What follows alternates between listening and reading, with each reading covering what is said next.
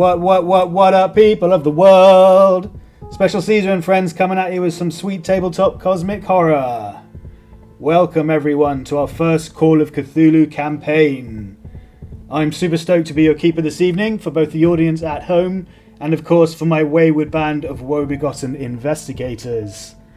Speaking of which, before we do dive into anything too Cthulhu-ish, I would first like to give each of our players a quick chance to introduce themselves, so that you at home have an idea of who is playing whom.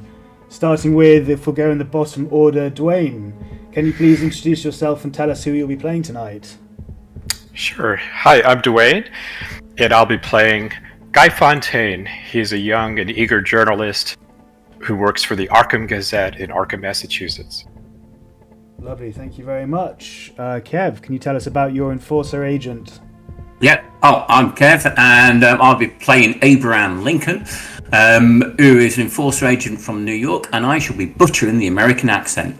Love it. This is vengeance for Dick Van Dyke. Oh, there's not enough vengeance in the world for Dick Van Dyke. Lovely. Elena, can you explain us, please, your character? Who is Francis? Hello everyone, I'm Elena. I will be playing Frances Wolstead. She's an art and antique dealer and she has a little shop. Brilliant, thank you very much. Now, for those of you tuning in at home, this is our second scenario that we've played together, the first of which being the Lightless Beacon, which we completed last week. Unfortunately, we didn't actually stream that one, guys. It was more of a warm-up session for all of the players, so don't look for it on YouTube because you will be there forever. In terms of when we intend to continue our streams, we'll be carrying on every Tuesday night from 7 to 10 p.m. BST, starting with tonight. And the scenario the group is going to be introduced to this evening will be called What's in the Cellar.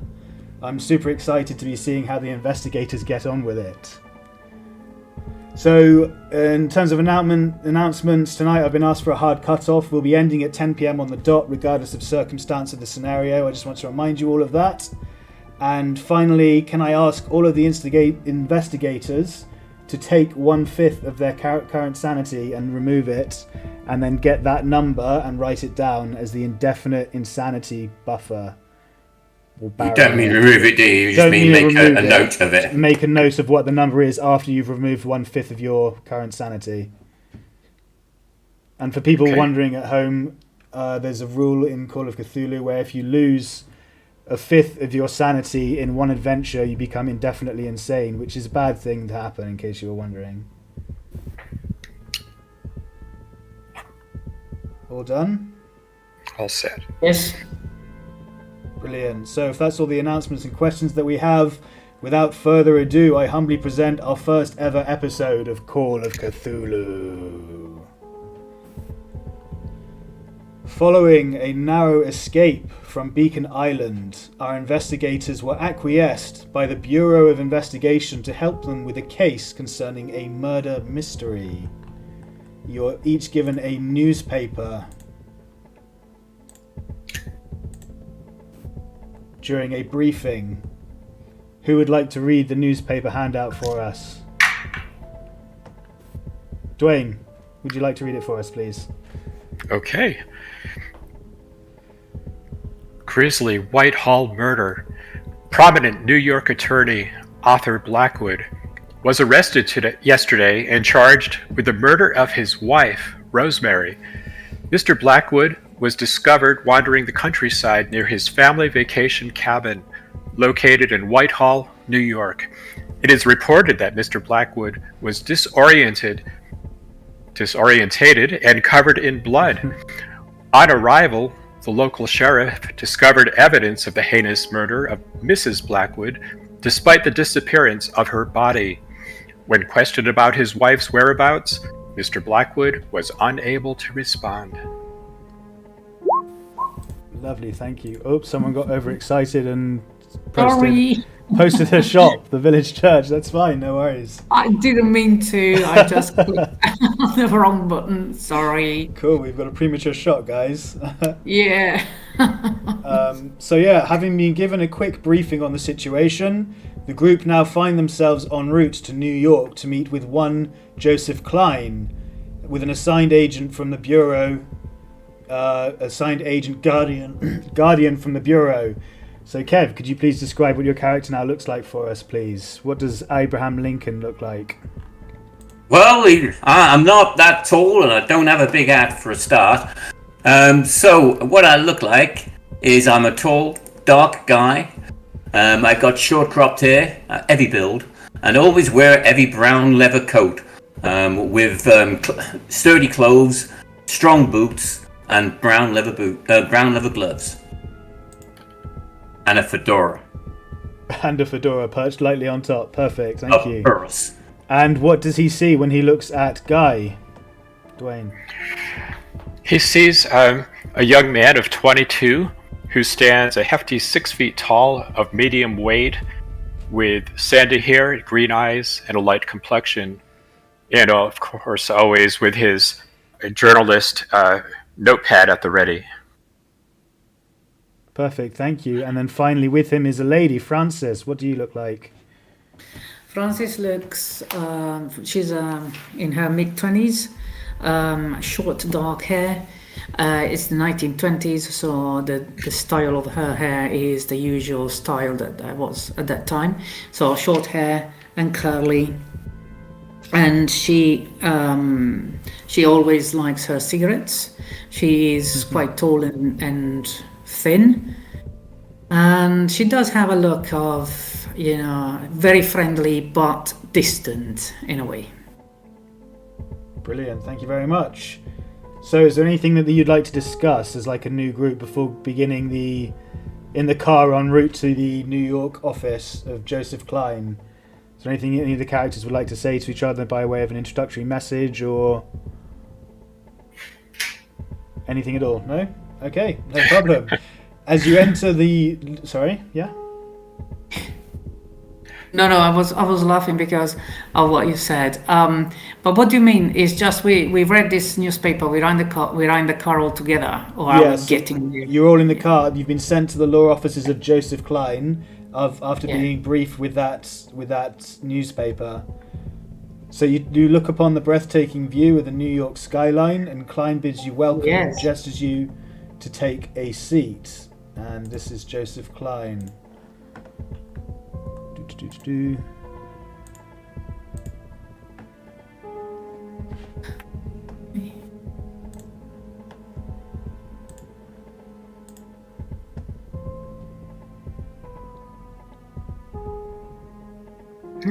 Sitting on Klein's desk is a large box with a pair of strange wheels and a row of buttons on its face. "Thank you for coming," Klein says as he shakes each of your hands. He then gestures towards another figure sat in the corner. "This is Harry Blackwood, cousin to Arthur and author of a number of books on the occult and paranormal. He will be assisting you in recording your findings and on the investigation as a whole. Now, gentlemen, and of course lady, getting down to business. As you are aware, Arthur Blackwood is facing the electric chair, and I'm trying to negotiate a lifetime prison sentence for him instead, but the outlook is rather bleak, I'm afraid." Klein then places a hand on the strange box on his desk. "This is a magnetic voice recorder.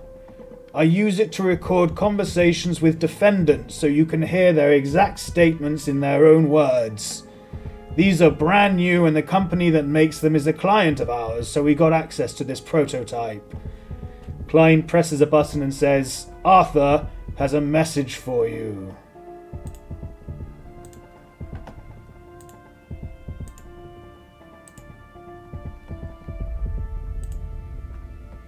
And that's you listening to the strange device. As the wheels begin to spin, you hear Arthur's scratchy voice emanate from the box. "Cousin, please, you must help me. I can't explain it. I never believed the stories, for they were too fantastic to be real, but the Blackwood family line is both blessed and cursed. Something lives in the cellar of the family cavern, but to control it, you must find my ring. I dropped it, I think, in the cellar. Please, find my ring and prove to the police that I am innocent. Please, I implore you, find my ring, for it is the only thing that can preserve our lineage. The wiry recording comes to a stop, and Klein opens a manila folder and shows you a photograph of the cellar beneath the Blackwood cabin. Nope, wait, not that one. That one. And that's the photo that you see. I think Guy is more distracted by this electric gramophone that he's never seen before. He's jotting down notes about its operation, and I'm going to get a good scoop on this one. I love it. Klein eyes you suspiciously. What are you noting down there, young man? Golly, I'm just taken by your electric gramophone. It's quite a contraption. I've never seen anything like it. Oh yes, I can get you the telephone number of the company that makes it if you'd be interested. Although they probably won't be able to give you a prototype. Oh, well, yes, I'll take that. And I'd love one of these. If we solve the murder mystery, can we get one? Well, this is just a prototype, but I'm sure if you speak to them directly and let them know that I recommended you, we'll see how the investigation goes first. You know, of course. Okay. Yeah, you might not come back alive. Yeah, test that. Klein rolls his eyes and just kind of doesn't pay any heed to that. He thinks it's a bit nonsense of it, evidently. Why do you say that, Mr. Lincoln? You surely know from your arrival on the island. Oh, well, of course, that was a dark and stormy night. I think this is going to be a piece of cake. You keep that optimism going, kid.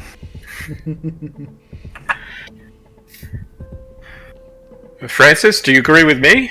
Or with Mr. Lincoln? We could do this. Francis all of a sudden looks up and says, yes.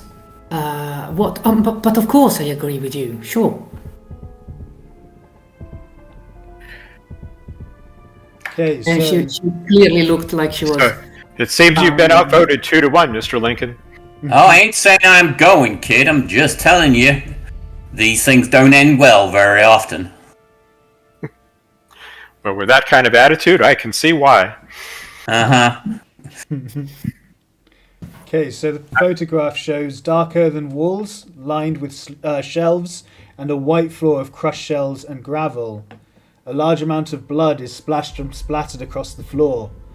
As you can probably imagine, the court believes this is pure nonsense, Klein says, regarding the audio... What did he call it?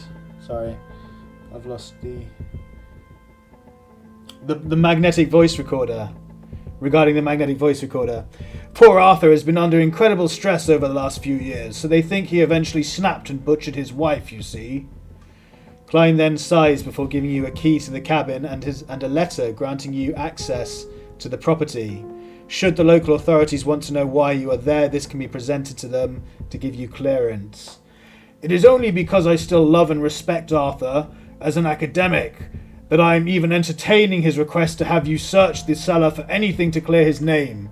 But I wish you all the luck in the world for this endeavour nonetheless. So... he sends you on your way out of the office. Mr. Klein, before we leave, has anybody else been down in the cellar since then, like the local sheriff's department? They've investigated the scene, and they unfortunately come up with no evidence to support his claim of there being something else down there. Just an empty attic with blood all over it now. Empty cellar, even. Mr. Klein, what Yes. was the reason of Arthur's, deep distress in the last few years? What caused it? When did it start? I didn't imagine or say that there was deep distress. He's just been under a lot of pressure from work. You know how it is with us lawyers. Oh, it was just work. Yeah, it's just the difficulties of the modern No problem. age wearing down Yeah, on no- a good man's shoulders. No problems at all. Not as far as I'm aware, no. How was his relationship with his wife? Oh, that is not something I can tell you, but if you ask Harry here, he might be able to tell you more. Family and all that, you know. How was the impression you had of his relationship with his wife? It seemed good enough. They seemed like a happy couple. They were vacationing together frequently. I don't believe he butchered his wife, but I also don't believe his stories and allegations. It's hard. I don't understand. Some things are just beyond our comprehension, you know. What is this ring of his that he was talking about? How does it look like? That I honestly couldn't tell you, I'm afraid. You haven't noticed it before? I haven't noticed a ring, no. Sorry, the other guy in the room, is that Harry Blackwell, did you say? So is that his brother or something? That's his cousin. And he's never seen... Is that him that's telling us now, or is that Mr. Klein still talking? That's Mr. Klein still talking. You haven't spoken to Harry yet. Okay, Mr. Blackwell. Sorry, you go ahead, ma'am. Sorry, I'm very sorry. It just, Mr. Klein, I'm a bit confused. You're his cousin, and you've never seen this ring of his. He seems in this recording or whatever you call it. He seems to be so fixated on this ring. Yes, it is strange. I guess we never really paid attention to his decorations and things before. We just assumed it was his wedding ring of some sort. I see. Right. We never really asked questions about it. It never occurred for us to. Okay, thank you.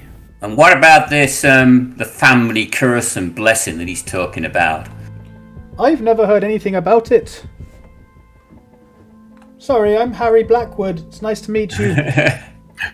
Now, Mr. Blackwood, may I ask, did your cousin Arthur ever exhibit any violent tendencies? Uncle Artie, sorry, I'm his cousin. Your uncle?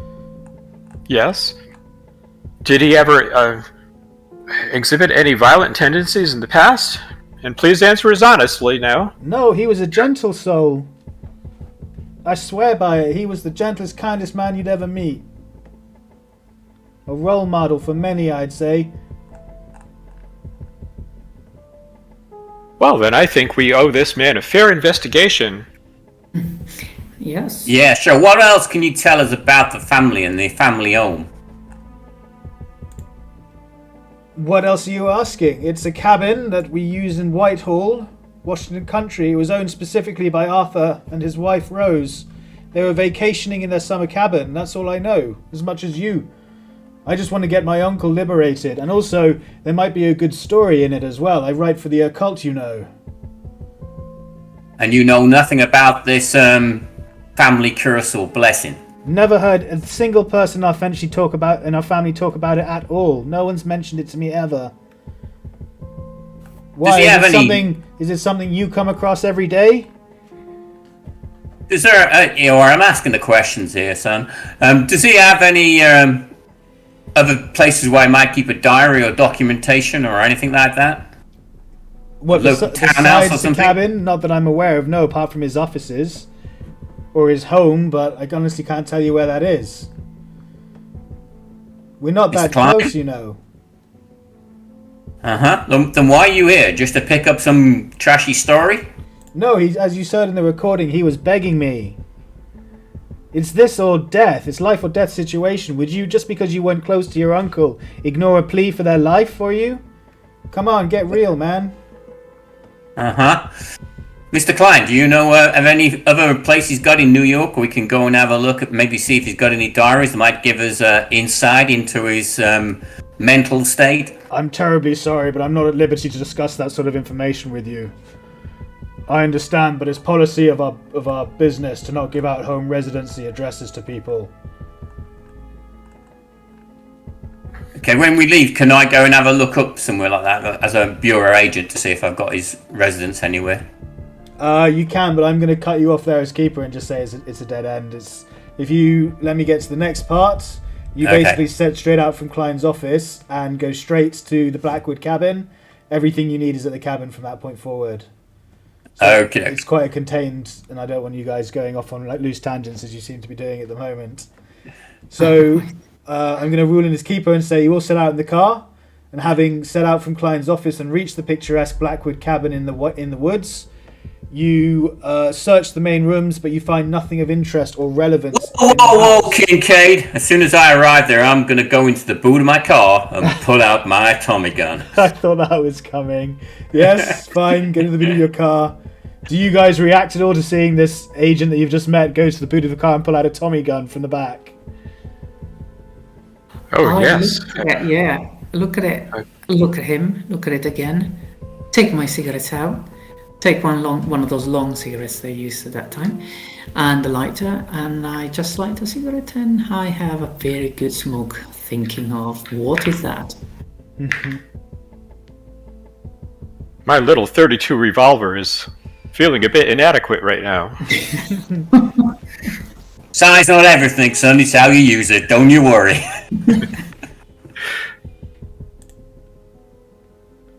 Right, shall we get in there and have a nut? Poof poof, but of course. Okay, so you have a look around and find nothing of interest or relevance in the actual house itself, and you're now looking through the trapdoor into the cellar where the police say Rose Blackwood's murder took place. Is there any sort of lanterns and lights? I don't trust electricity to suddenly cut out if there's even if there is a light down there. There is no light down there at all. Okay, so I'll look for a lantern or something like that might be in the room. If not, I'm back out to the car to pull out my gear for that. Is everyone on the new map, by the way? Yep. I am. I can't see anybody else. Vaguely see. It's difficult because you're kind of off the map at the moment. You're up top here. I will ping to see if that helps anyone. Can you see that? I can only see me. I can't see anybody else. Me as I can well. only see me, yeah. Okay, we'll wait until you're all actually in the cellar and then see if that's still Yeah. the case, and if so, we'll mess around. Just give me 1 second here. I will, make sure this is all okay. Yeah, brilliant. So, while looking into the cellar from the open trapdoor in the parlour, your view is extremely limited. Light from the parlour spills through the hatch, illuminating a ladder, some shelving, and the white shelves and gravel floor. You can make out jam jars, small boxes, and other knickknacks on the nearby shelves, but everything is covered in a thick layer of dust. You also note that the cellar has no lighting, so you'll need to use your own lanterns and flashlights, and large cobwebs hang everywhere. Now, I understand that, Francis, you have a phobia of spiders. So, if you look on the map, you'll see there's certain cobwebs in different areas on the map. If you get too close to those, your phobia... I know you're not actually insane yet, so that's fine. Never mind. No, you're good. Okay. but as soon as I see them, I just go to the nearest agent I've got, either that be Guy or Abraham, and I just kind of put my arm, around theirs. Okay. I go very, very close to them. Okay, nice. Guy, you feel an arm slip around yours. How do you respond? Oh, it's okay there, Francis. We'll burn off all the spider webs and make sure nothing. That is so thoughtful of you. Thank you so much. I already feel better. And puff, another part of the cigarette is gone. This time very nervously. Okay, so I've equipped each of your tokens with a torch. Hopefully it should replicate your view. If you move down the ladder directly in front of you, Dwayne, or Guy, I should say, or even Francis, if you want to go first, whoever would like to go first, you should now be able to see a torch. And if you click on your token and rotate your token, you should be able to... Very narrow beam. Oh, yeah. You should be able to look around with the torch.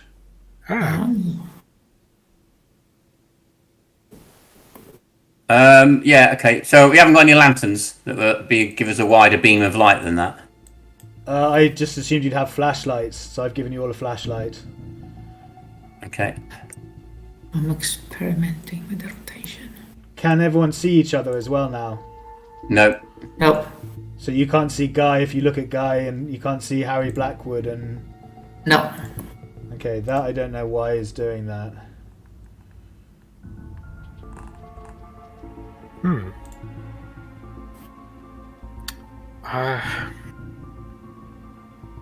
Interesting. Yeah, why would it do that?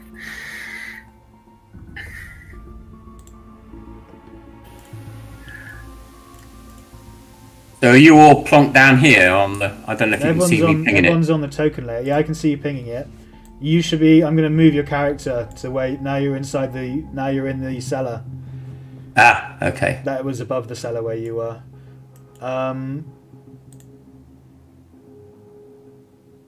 Yeah, the dynamic lighting's working, so I don't know why you're not seeing each other's tokens. If I press Control L on Harry... Control L on Harry Blackwood. Yeah, I can see Abraham Lincoln there. I can see Frances Wellstead as I look at her. They're all faded out, but I can see everyone. I can see Guy Fountain up that way. The tokens are faded out, but they're there. I'm not sure why they're faded out. I see them Yeah, now. I can see the faded out token now, yeah. Yes. Yeah, I'm not sure why they're all faded out like that, but... Huh. Is everyone okay playing like that? Is everyone happy with that, or would they like wider beams of light? You're sure we're on the token layer, object token layer, and not the GM layer? Yeah, everyone's on object token layer. That was weird. Well, I think we can still play like this. I'm starting to see some faded tokens now. Yeah. Yeah. Okay, well, I'm sorry about that. I literally don't understand why the tokens are faded. They're all there, but they're all faded. Which is really strange. Tint color. No, we don't want tint color.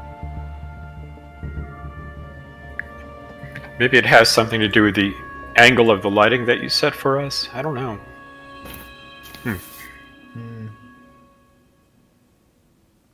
Okay, I will go into the corner and just start shining the light around, particularly aiming at the ground, looking to see if we can spot any reflection or anything that might get from a ring. Okay, so just to let you know, as you walk into the cellar, as you come into the cellar, when walked upon, the cellar floor makes a quiet crunching sound, but somehow has a disturbingly spongy feel to it. And as you all enter, once the final investigator's foot steps into the floor, a voice seems to whisper from every corner of the room. And it says, is that Blackwood blood that I smell? Really. Did you two hear that? Yeah. Am I imagining things? Harry Black was like, what was that? Who heard that? Oh, is he with us, is he? Yeah, he's come down. He's here. I'm going to try changing his light, his dynamic lighting, to give him radius rather than directional light, and see if that helps. Is that better? Yes. Yes, you can actually see the shaded out characters now. Okay. So, just to cut to the chase, the first thing that Harry does notice is that he walks over and sees a lantern sitting on the side light on the shelf, and the first thing he does is grab it and light it in response to that voice. And he looks around and says, who said that? Was it one of you? This is no time for jokes. Of course not, Mr. Blackwood. We're here on a very serious mission. Perhaps one of those electric magnetic thingamajiggies is hidden in the walls here, talking voices to us. A thingy-majiggy? You take me for a child? Hey, kid, if you're going to be writing the code books, maybe this is where you start. It gets real. What other explanation could there be for someone speaking to us through the walls? Somebody on the other side of a secret door, maybe? I guess it's possible, but we were alone here. We checked. We looked in the other rooms. The cabin was abandoned. I must be hearing things. Or somebody was down here before we arrived. And Kev, I understand you were looking for the ring or something. You were shining your torch around looking for something shiny. Is that right? Yeah. Okay, please make a spot Aiming hidden. at the floor to start with. Yep, okay, please make a spot hidden roll.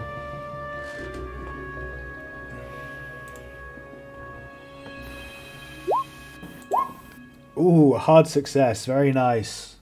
Be sure to check that off. Yeah. So for those looking at viewing at home, whenever you succeed in a check, provided it's not done with a bonus die or luck is spent, to succeed, then you get to check it off. And at the investigator development phase, which happens in between adventures, you get a chance to improve it. You get an improvement roll on it. Sorry, you can still tag it if it's got a bonus dice. It's if you push it, isn't it? No, we were getting we were getting it backwards. It's the other way around. What? Yeah. Really? If you push it, it's fine. If you use a bonus die, it's not, apparently, for some reason. Oh, right. Okay. Yeah. But yes, so you notice that trace amounts of blood spatter on some of the jars and cans on the nearby shelves. The blood appears consistent with the account of the murder and the photographs. But what's strange, though, is that there is no longer any trace of blood on the floor at all. Well, no, that just doesn't add up. Because if Mr. Blackwood was driven mad, he wouldn't have gone through the pains of cleaning up after himself now, would he? No, exactly. Well, the photograph, Harry turns and says, well, the photograph clearly shows blood all over it. So unless the cops cleaned up for him, something weird's going on here. I am holding the arm even tighter now. Is there a particular area of splatter where that might give away a position where somebody could have been killed or maybe dragged afterwards or anything like that? The blood seems to be splashed kind of all over the place, all over the shelves here, spattering over the jars, and over here as well. And here. So this kind of corner, I can't select it. Okay, so by odd success didn't see a ring of any sort then? No. Okay. Can I... Francis lies down, Okay. flat on the ground, and goes on a 360 degrees around with her torch Okay. to see if she sees any sparkling, glittery thing for the ring. No problem. Please make a spot hidden roll. Okay.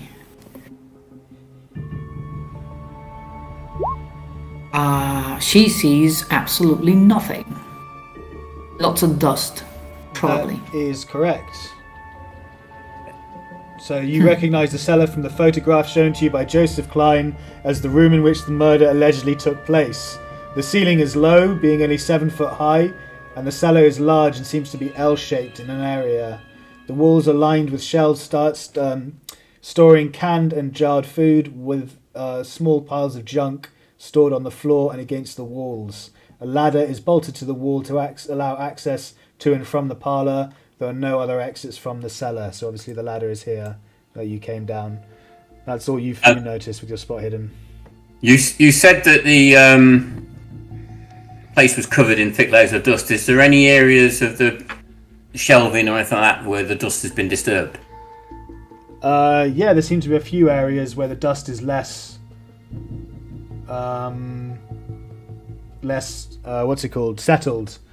Obviously here where he picked up the lantern, and then it looks like over here, and here, almost as if someone has been, there's been stuff that has been moved there at some point recently, whereas the rest of the stuff just kind of obviously acquired here for over a long period of time. Okay, well, starting over here and then working my way around to the various spots you just pointed out. Yeah. I'll check those areas to see if there's anything I see. Okay, please make a spot hidden.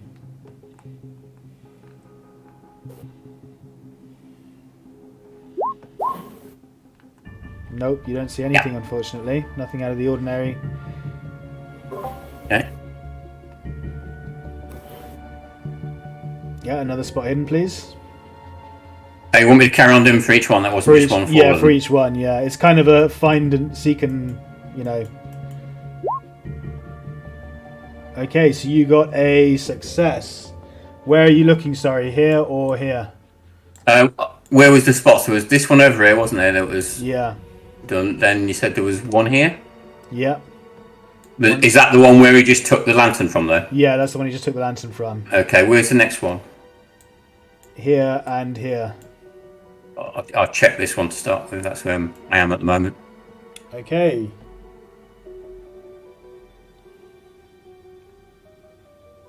You find 3 pairs of old leather gloves, like gardening gloves. Okay.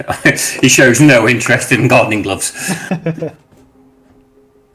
Is anyone else doing anything? Guy, you're pretty quiet. Oh, well, I'd like to go around and burn off all of the cobwebs and spider webs to help Francis feel a little more comfortable down here. Oh, very She's looking at gentlemanly you, of you. Very lovely, very watery eyes in happiness and joy for this gesture. Thank you. Guy, as you're doing this, you hear a strange rattling coming from the shelves over here to your right. But as you... Hey, everyone, I hear some strange rattling. Go ahead. I was just say, as your flashlight moves onto it and you take a look, the rattling seems to stop immediately, just as you notice it. There's a crate. Could be a rat. Can I take a quick look to see if I spot a rat or something else moving around? Yeah, are you asking for a spot hidden? Yeah, of course. Yes, all right. Wife does that. I had a look over there and failed my spot hidden, so if there's anything there, I don't see it. Okay, no worries. Yeah, kid Guy, you see nothing, just the box that was shaking, just sitting ominously on the shelf. Well, I feel like I really need to take a closer look, so I'm going to push this roll.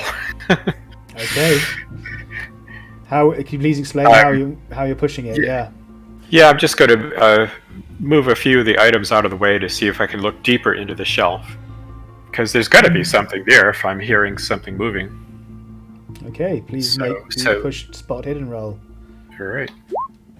No. Oh no, you fail it. As you push the crate past it, as you push past the crate, it falls off and lands on your foot. Please roll a d3 for me. Oh. You suffer 2 points of damage as this crate lands heavily on your foot. Crunch. Oh, that crate was heavier than I was expecting. Oh, so I'm kind of limping off a bit here. Oh dear, are you alright? Yeah, you two hear a crash from down here in the darkness, and Guy squeal out. As I limp up here, I say, would anyone like to take a closer look? I cleared the way for you. I'll just see if I can provide a bit of first aid to you there. Oh, you don't want me touching that, kid. You know, you probably need proper medical care.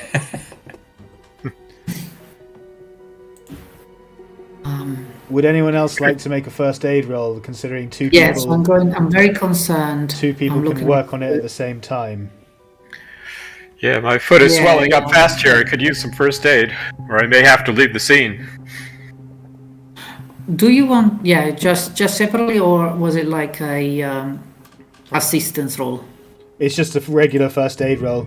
If you're administrating, when you're administrating first aid, two people. Oh, you both failed just as much as each other, nearly. That's interesting. Two people could administer first aid at any one time, so it counts. It doesn't count as a push roll if two people want to do it. But unfortunately, they failed to help you, Guy. Well, since it's my foot, could I administer first aid to myself? Yes, I'll allow that. Yep, you can tell me how you're doing it, though. Okay, I'm just going to sit here. I'm going to use the rungs of the ladder like a seat. Okay. And actually, no. I'll stand in front of the ladder and raise my foot up onto one of the rungs and administer the first aid that way. Okay, please make a first aid roll.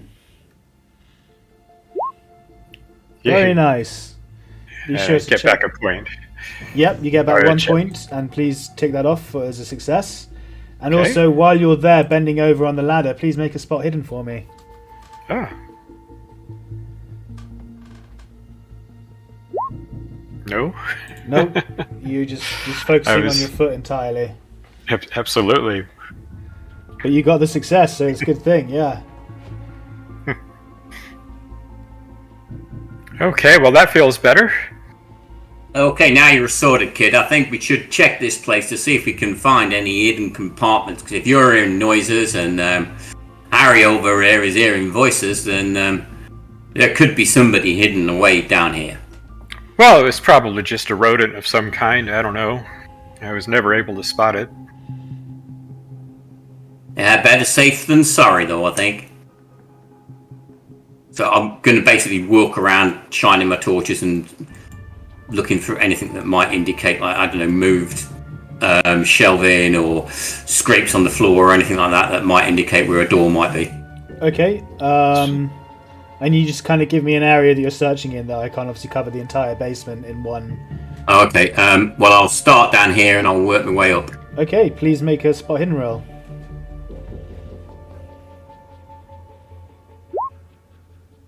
Oh, and that is... You've got 51, so that's not quite a fumble. It was close, though. Would you like to push it? Nah. No problem. So where do I do the next one from? I don't know. Where would you like to do your next one from? Oh, you tell me how far I can do it. How far does my roll cover for? Halfway up? Let's have a look at... Yeah, we'll say... no snapping. How far is this? That's 30 feet. I don't think that's 30 feet. Okay, there's something off about the map. Yeah, I'll say about where you are is the next one. Okay. We'll take it up like kind of row by row. So we'll go to here. Just that kind of point in here. Oh, extreme success. Very nice. You spot a...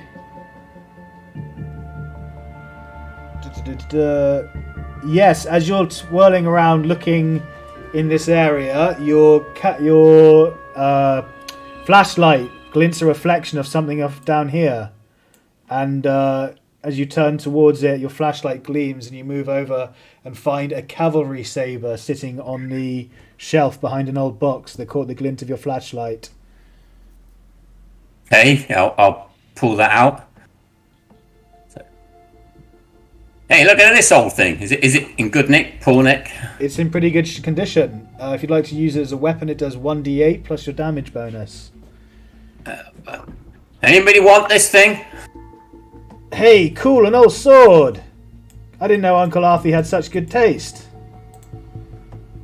How do we know that isn't the murder weapon? Is there any blood on it? There is no blood on it. No, it's in just a kind of rusty sheath, but the blade itself is in good condition. It's like a long curved cavalry saber with a nice handle. Well, I really want to carry this around with him while we're down here. Yeah, I'm going I've to... got my hands full. I'll take it. Yeah, sure. Harry comes and grabs it off you. May I have a look? And he puts have a look. Puts it down on the floor and starts taking. He's got a camera, and he takes a picture of it and then picks it up. Right. Sorry, what were you saying, Can I just- Elena? Yeah. Yeah. Can I just have a quick look of that item, please? The cavalry saber. Yes. You're asking Abraham. Right. Well, Yes. I guess Harry has it now. Yeah, of course. Here you are, lady. And he hands it over to you. Yeah, the idea is to understand if it's real, if it's antique, if it's, just Oh, use a little bit of... you'd like to appraise it? Yeah, make an appraisal roll. I would like please. to appraise it. I always pretend I know how to appraise, but in reality, I don't really do that much. Well, not that I can appraise, but anyway. Well, now's a good chance can to try. practice. There you go. Oh, unfortunately, it fails. It does. So you can't really tell anything about it other than it's just being a ordinary cavalry saber in your eyes. Okay, yeah. No, that's interesting. Yeah, sure, of course. It's an interesting item. I tell Harry. Like I pretend I know everything about it. Yeah, okay. Okay, do you give it back to Harry? He's quite keen to... Yes, I give it back to Harry, yeah. Brilliant, thank you. So he comes back and he takes it and he just brings it over to where the light is coming down from the hatch. He starts inspecting it in the light over here. Okay, this is about the next place to do another search. Yep, please go ahead and search.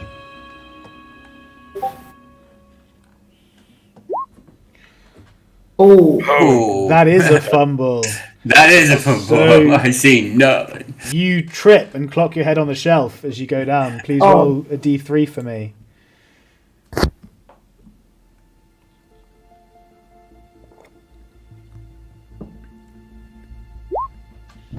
Oh, you hate to see it. There's some nasty Well, gash. Mr. Lincoln, it seems like you're having even worse luck than me at searching. Yeah, a little low roof here. That's what it is. So you've got a nasty gash on your forehead where you clocked the wooden shelf as you went down. Let me try to give you some first aid, Mr. Lincoln. I'm not too bad at it. Thank you. There you go. Very Hey, nice. that's one back, isn't it? That's 1 HP back, yeah.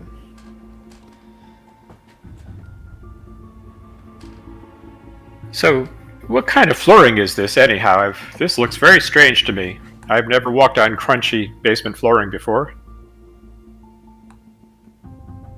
Yeah, you make a good point, actually. This is Harry looking at the floor. Well, I'm not so sure the crunchiness is the issue, but maybe the sponginess underneath it.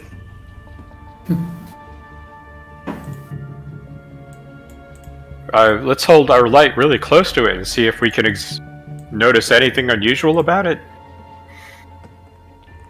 What kind of material is this? Is this something they use, the locals here in Whitehall, New York? Yes, please make a spot hidden for me, please. Please. No. I can't spend luck on that. My luck is too low. Okay, no problem. You just see the granite and shell floor. It's just white, gravelly. Just white gravel. Apparently, Harry says, yes, I think, if I can find it.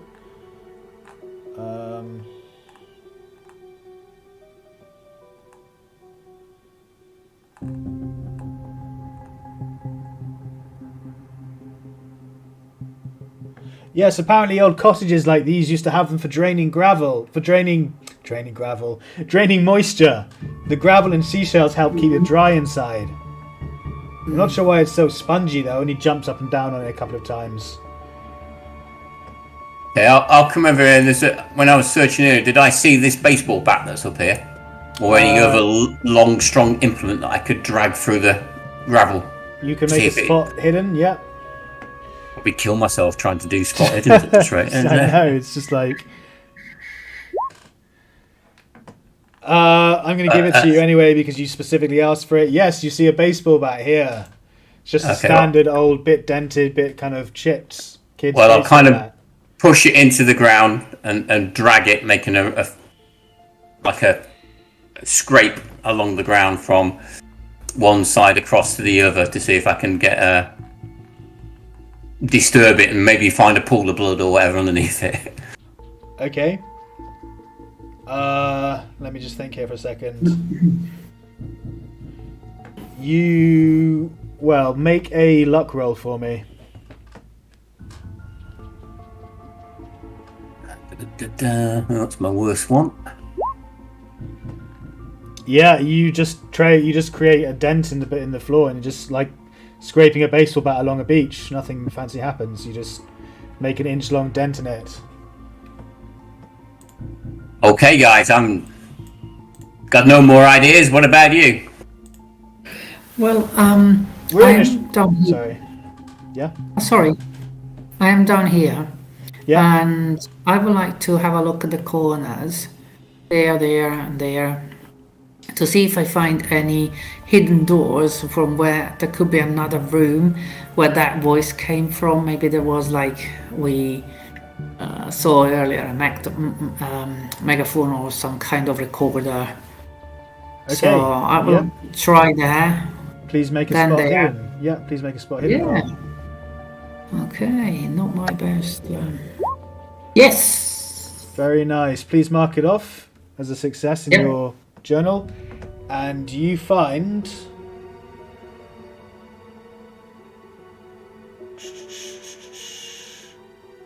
an old hand-bound scrapbook. Thumbing through the scrapbook, you discover a collection of newspaper articles with the following headlines. Fire devastates Valley, 1799. Influenza count rises, 1837. Metawe flood waters, 1858. Washington country drought, 1881. And local man struck by lightning, 1901. You come to realise that each article features a tragic incident involving a member of the Blackwood family who, against all odds, miraculously survived or endured the event. The article headlined, "Local Man Struck by Lightning," features a young-looking Arthur Blackwood and describes how he survived a direct lightning strike while digging up an old tree stump. Wow. Okay, guys, you come and have a look at this. Or actually, I walk to them while I'm saying that. Come and have a look at this. This is so quite interesting, a bit odd and very interesting. And there's 5 articles, and look, there's always involving a Blackwood family person. Francis, The as last you is walk past here, the hammer Yeah. starts to rattle and shake and suddenly swings at your head. Can Whoa, you what? please make a dodge roll? I duck. I try to duck. Yep. Okay. No. Can I spend 2 luck? I don't think you can spend luck on a dodge roll, I'm afraid. Let me just I check. think you can. Yeah, I think you can spend luck on everything apart from sanity or luck. Okay, 1 second. I'll just have a quick gander. I'm not sure, but I think so. Yeah. You can spend luck in combat. You can't push your combat roll. I don't know about dodge. Okay, I can't so remember. dodge is cast as a combat skill, so if you can push it in combat, if you can use luck in combat, you'll be able to use it for dodge, so that's fine. So Okay. yeah, please mark off 2 luck points. Done that. Change that dodge to a success, and you succeed in ducking as the hammer swishes overhead and then clatters to the floor next to you. What was that? Oh my! Did you see that? Did you see that? Did you see what happened? I did. That was incredible, Francis. We have to be careful about anything on these walls, on these There must shelves. there must be some kind of trick here on the floor that like a lever or something. What did you do, Mr. Blackwood? Did you do anything? Who, me? I was just sat here by this Yeah. ladder.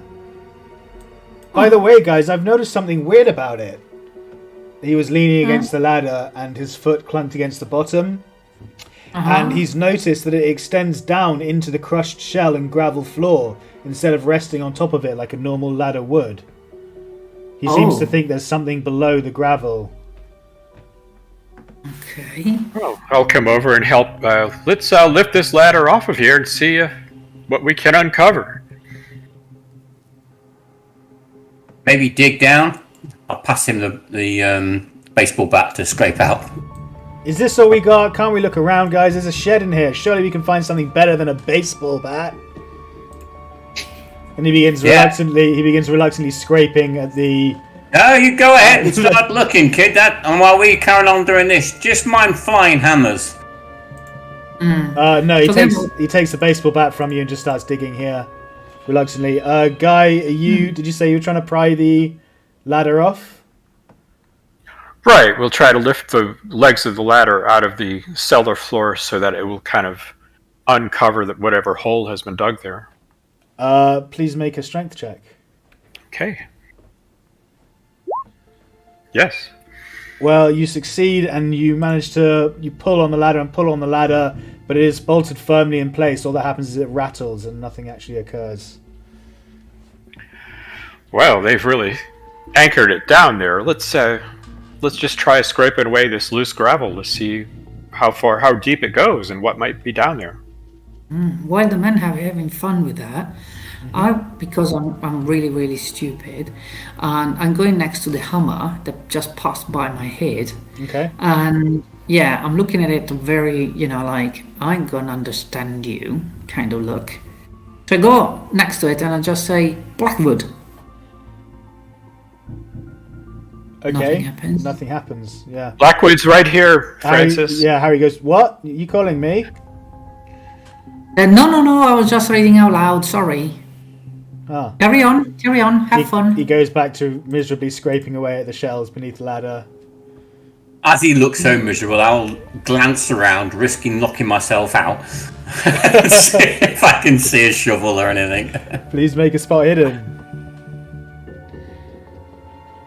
He's so getting shot if I hurt myself. Hooray! Extreme success. So you managed to find a shovel and a hoe over here, leaning in the corner. I think you can see it on the map, actually. A shovel and a hoe in the corner. Hey guys, why don't you use these? What idiot gave you a baseball bat? Harry looks up and says, "Oh, thank goodness, that was ridiculous," and chucks the baseball bat against down on the floor down here again. I'll grab the shovel and start digging under that ladder.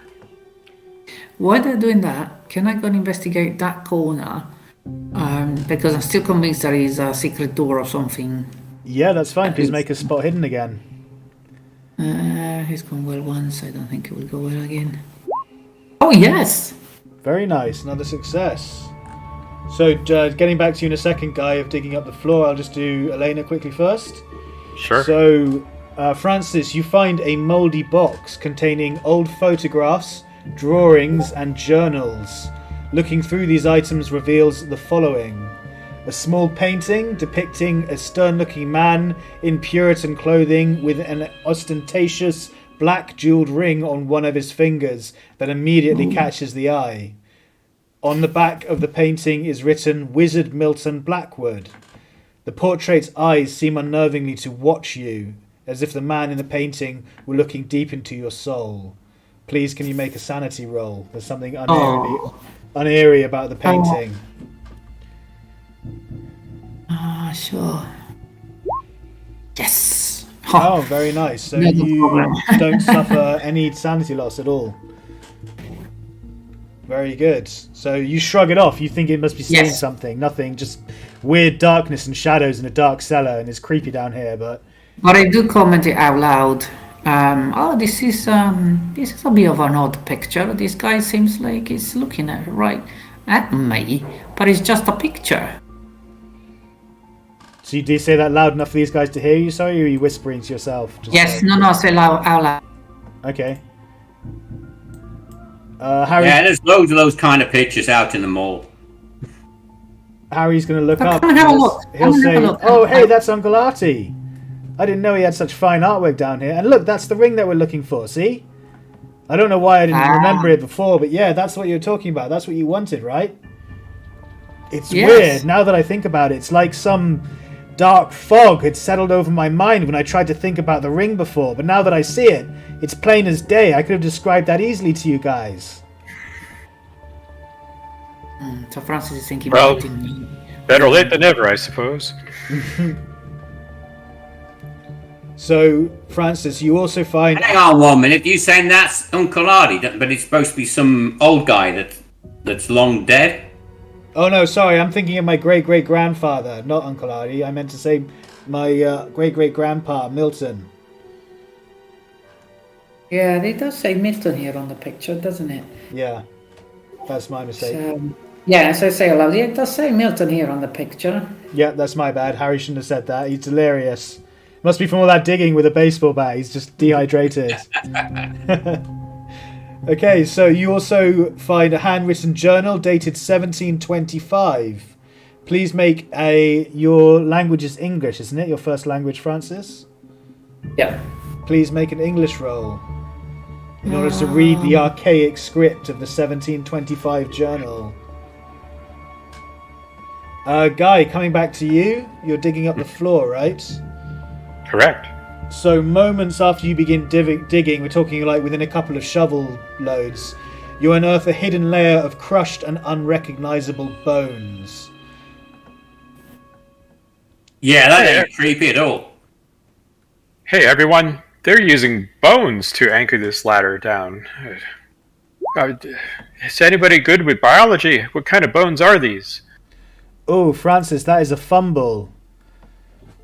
Unfortunately. So while reading the old journal and flipping through the pages, you accidentally tear one of the pages out and it lets out a loud cloud of dust and you accidentally drop it. Now, if she has a 50, wouldn't a fumble be 100? Oh, I thought it was 50 or below was... I think they give 49 or below, sorry. 50 and up is... okay. Alright, that's my bad. In that case, it's not a fumble. You're okay. Very close to Okay. But I would have hidden it anyway. I would have quickly put the pages back in and put the journal back in the box, thinking, you're looking at them, they are shoveling the floor, so they would have not noticed anything. And hiding all my mess. Okay. That's fine. Going back to Guy, sorry, you found the bones, the unrecognizable bones. Right. Well, no one's replied to my question about biology, so I'll try natural world to see if I could try medicine, but I'm not sure that would be any good. Yes, that's absolutely fine. Please try a biology or a medicine or a first aid check. or a natural world. Yeah, natural world is fine. Okay. First, I'll try natural world. No. Medicine comes up top, hard success. Okay, please take that off. Congratulations. So,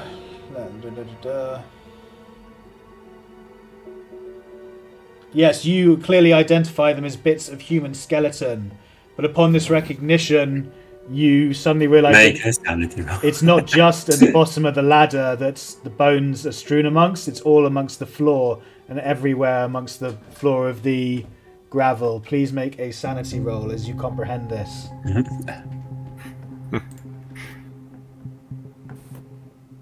Is he sharing that info with the rest of us? You lose 1 point of sanity, but you shrug it off. You're just like, oh, gross, grim, that's disgusting. What is it you found there, Mr. Lincoln? You want to know, boy?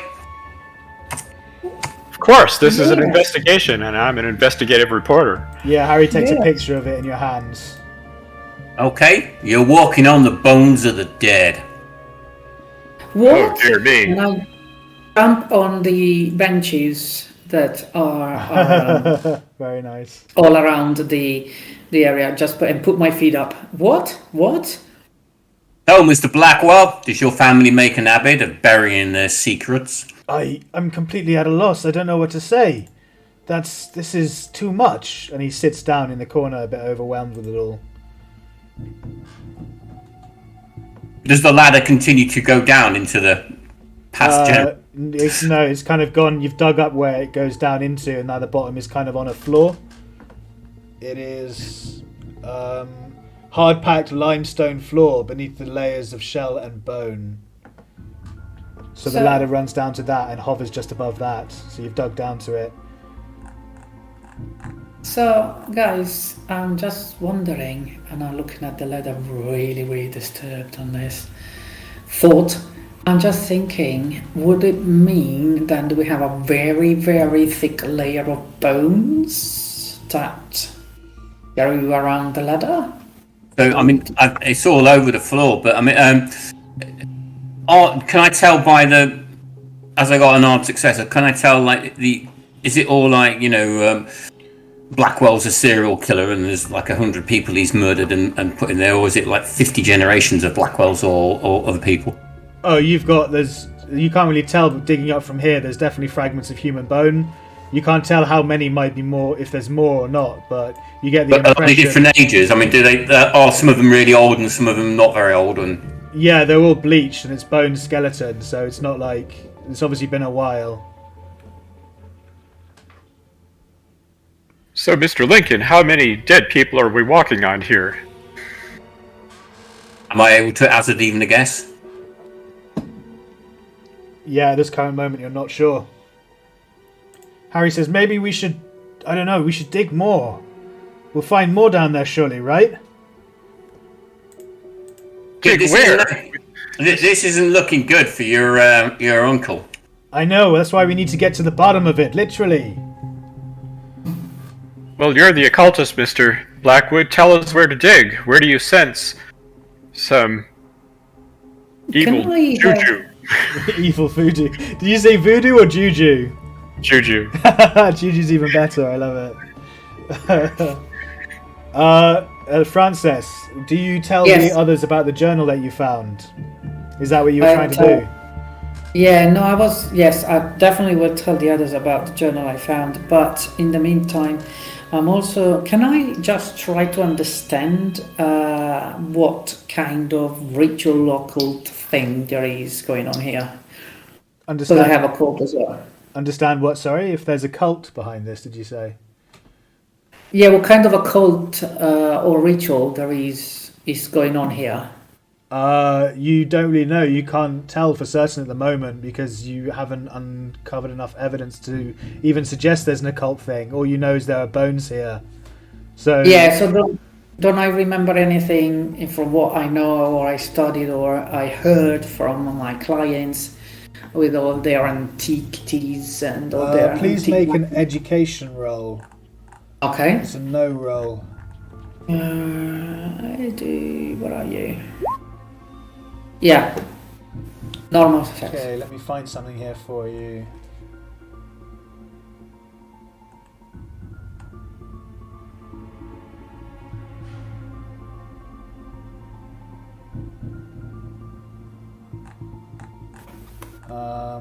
I had something somewhere. And what, you're just trying to discertain whether there's anything that you've heard in relation to the cabin? Yes.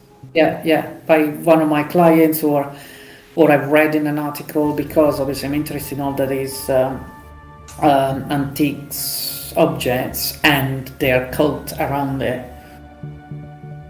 Right, I see. And the history around it. Unfortunately, there isn't any info that you're aware of. Right. I've never heard of such a thing before. Okay. No, basically no. Okay. But you are welcome to show the journal to the others, and they might tell you more. Yeah, I'm sharing. When they take in turns and stopping digging, I just. No, I'm good. I don't need to look at this journal. Harry's going to come over and say, Francis, what have you got there then?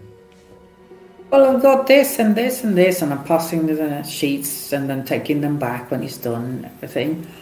And this journal in particular, I can't remember the date, sorry, 17... As an occultist, he recognizes the archaic language and is able to read it for you, no problem. He says, well, this is the journal of... It's dated 1725. It's the journal of Milton Blackwood, my great-grandpa. You soon find a section describing a pact that the warlock made with a creature not of this earth. And I just need to hand something out for you guys.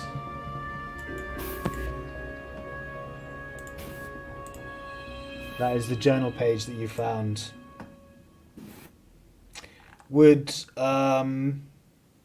Well, I'll read it out since it's Harry who's doing the reading. Lo, the bond is set, the accord sealed in blood.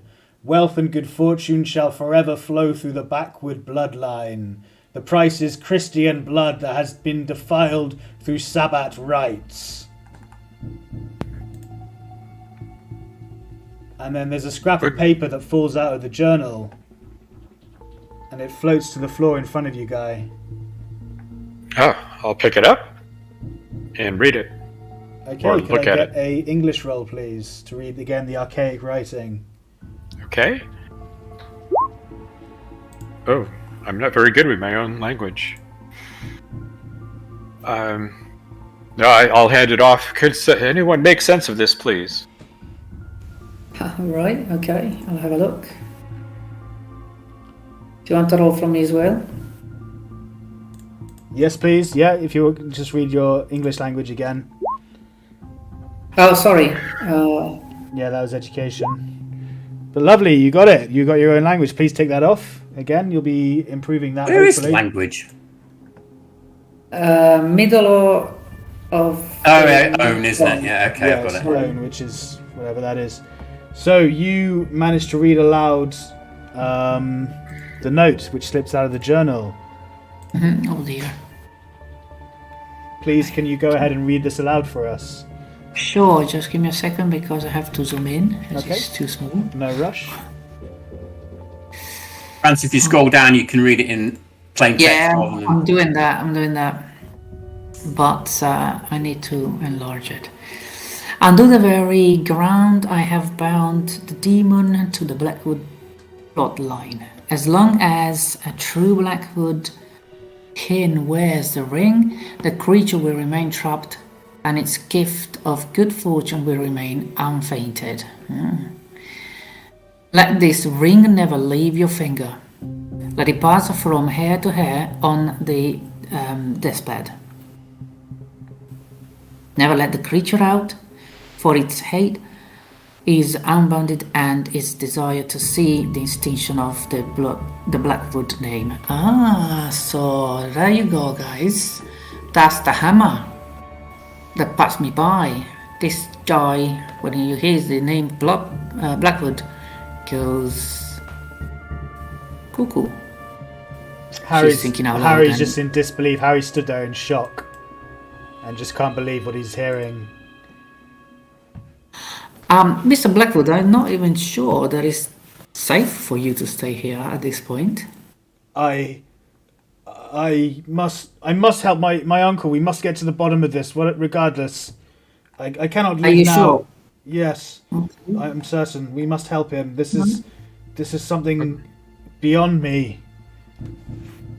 So this is why Mr. Arthur Blackwood was really pressing on this ring. Now it's clear. I could sense that it was something to do with some kind of belief that was protecting him or something, or even a treasure from family, but I never would have thought that was something like this. I'm still talking out loud, sharing this with the others. Okay. But Francis, if he knew this ring was so important, why would he have ever taken it off his finger? I'm not getting it. Very good question. Maybe he slipped off the finger while he was running away. Maybe he had what's the name? He had a fight, a brawl.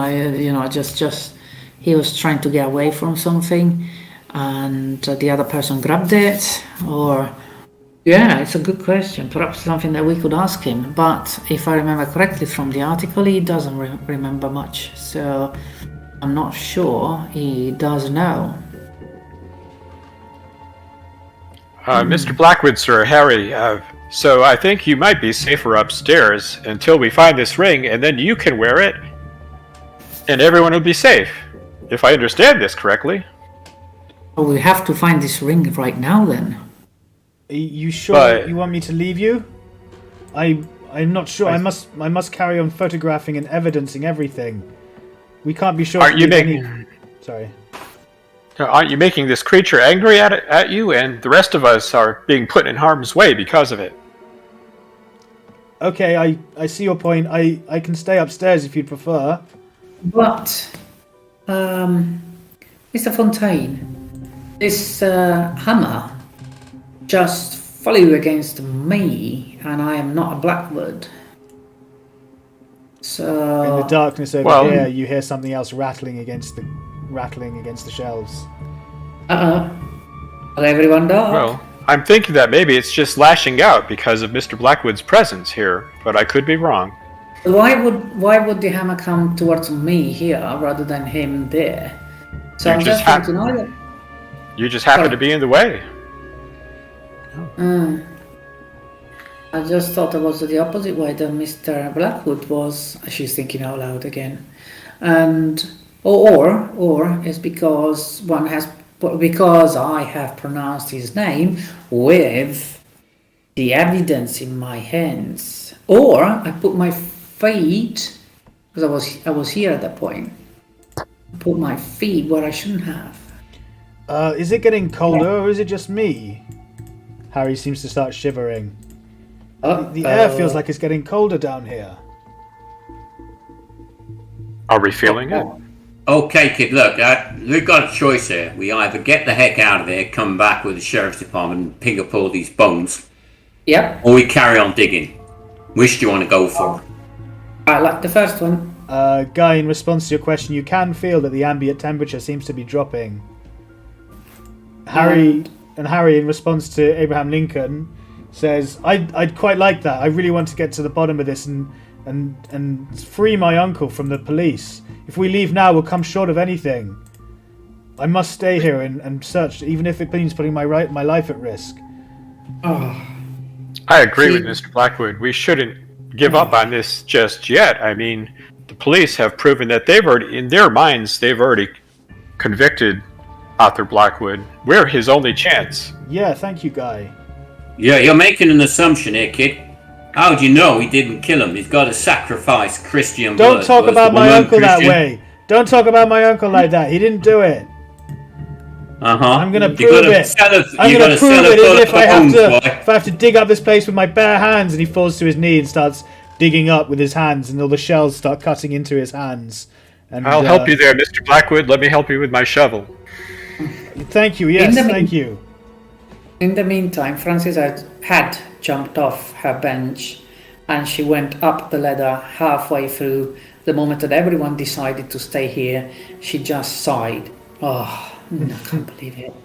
And frozen halfway up the ladder, and then slowly she gets back in, downstairs, back on her shelf, thinking no one has noticed a thing. Okay, Guy, you are digging with Harry, and a moment later you hear a shunk as your shovel sinks into something. You lift up your shovel to reveal a partial human skull, to which pieces of desecrated flesh still cling. Oh my goodness. So I will pull it out, and It is your first time seeing a skull. Please make a sanity roll. Yeah, I was going to say I could use those garden gloves right now to handle this instead of with my bare hands. Well, they are just on the shelf behind you. I'll allow you to reach over and grab them before picking up the skull if you'd like. Yeah, yes, I would like to do that. Okay. But you will still need a sanity roll, please. Okay. Here it comes. Oh, just missed by a point. Oh, and you can't spend luck, unfortunately, on sanity rolls, can you? So that is just a failure by 1. That is unfortunate. Please roll a d3.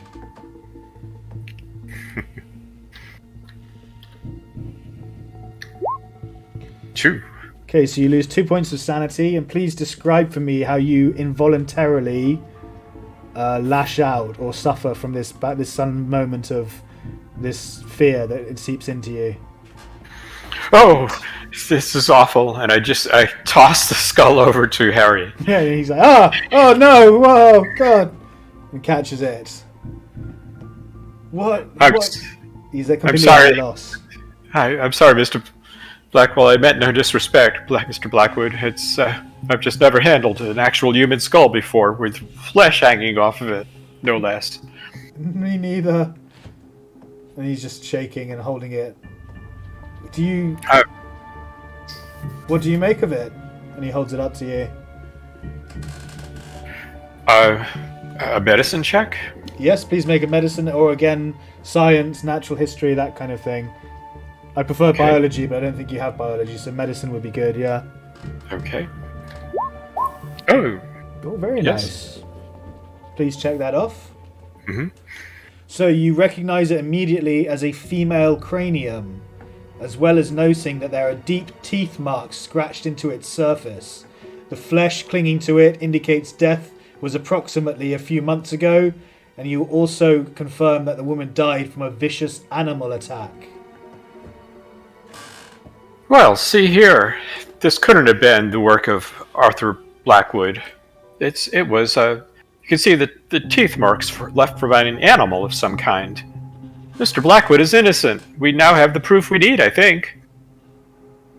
Okay, kid, let's get out of here. But we still need that ring, don't we? We came here to prove the guy's innocence. He wants to go digging through skulls. That's cool by me, but the sheriff's department want that evidence. Well, I think it's becoming more than that. If we pay attention to the journal and look at what's happened here, I think Uncle Artie may have dropped the ring and lost control of whatever it is that did this. If we don't find that ring, what if it gets out? What if it escapes?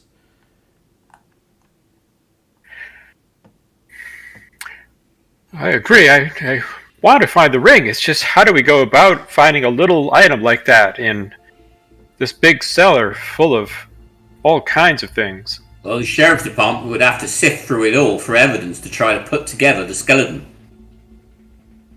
Saber's a hell of a job. I say we give it another hour, keep digging, just spread out and find the ring no matter what. The police have already given up. We can't. You got new evidence now, kid.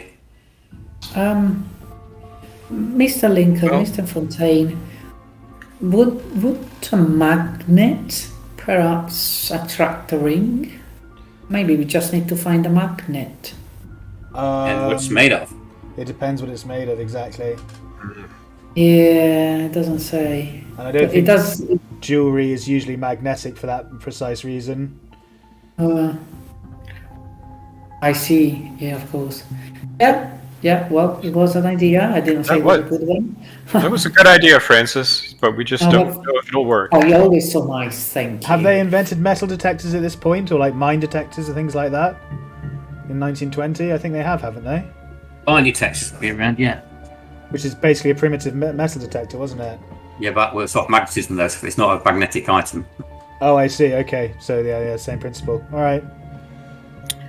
Well, I would like to at least respectfully handle the skull and take it up the ladder to set it upstairs for safekeeping, so that we'll have the evidence. Yeah.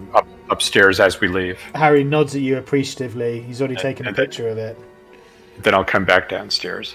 Okay, brilliant. Well, where should we begin, Mr. Blackwood? Should we just... Well, let's go to the... segment off the cellar into 4 sections, and each of us have a go at it? I think so, yes. The floor only seems to be a few feet deep. So if we spread out, there are 4 of us. We can probably cover a decent area, a couple of square meters each, and get to the bottom of the floor. I'll go here. Mr. Lincoln, Miss Wallstead, are you both up for this? I'll take this section, Francis says. I'll take the southern quadrant here. He's very, very close to the ladder. Mr. Lincoln, are you going to help us out here? Yeah, I'm looking. Where am I supposed to be going? You've got 2, 3. I can't see the characters. That's. Oh, I see one down there. Okay, so that puts me about right, doesn't it? There. Yeah, that would be good. Please all make a luck roll. Oh boy. I hope it's not in my quadrant, because I'm not very lucky. Mm-hmm. Oh, but this time it was. Look at that, you both got successes. Oh, Mr. Lincoln isn't very lucky either. No. Okay, so digging deeper in between where you're both digging up the shells and the bones and digging deeper into the floor, and suddenly your shovels and hoes come to a stop, revealing a hard-packed limestone floor and some sort of symbol appears to be etched onto the floor where you were digging between each other, and hopefully you'll be able to see that appearing on the map now. Just here. Mr. Lincoln, look at what we've uncovered here. Very, very faint something. Yeah, I'm going to drop whatever shovel I've got, and I'm going to get my machine gun ready just in case. I was about to say, yeah, for some reason the map's kind of got like this faded overlay over the top, and it's making all the tokens, even on my screen, faded, and I don't know why that is. So I do apologise for that. Yeah, is it something to do with the light layer? Or maybe you've got a shadow or something like that needs to be removed? I honestly couldn't tell you. I'll try playing around with it. I'm about to say it's past, so we'll take a quick 10-minute break. For people who want to get a drink and go to the loo, for all our viewers at home who need a quick break, we'll be back in about 10 minutes. Okie doke.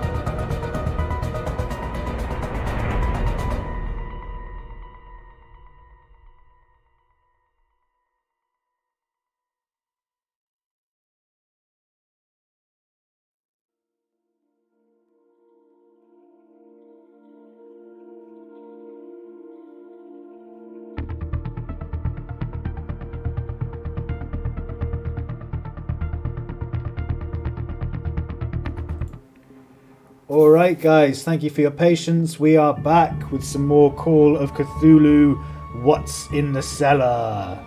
Thus far the investigators have been stumbling around in the dark. There have been a couple of cuts and bruises, a few trips and falls. They've found a few items to help them, some tools and hose, and they're digging up the floor.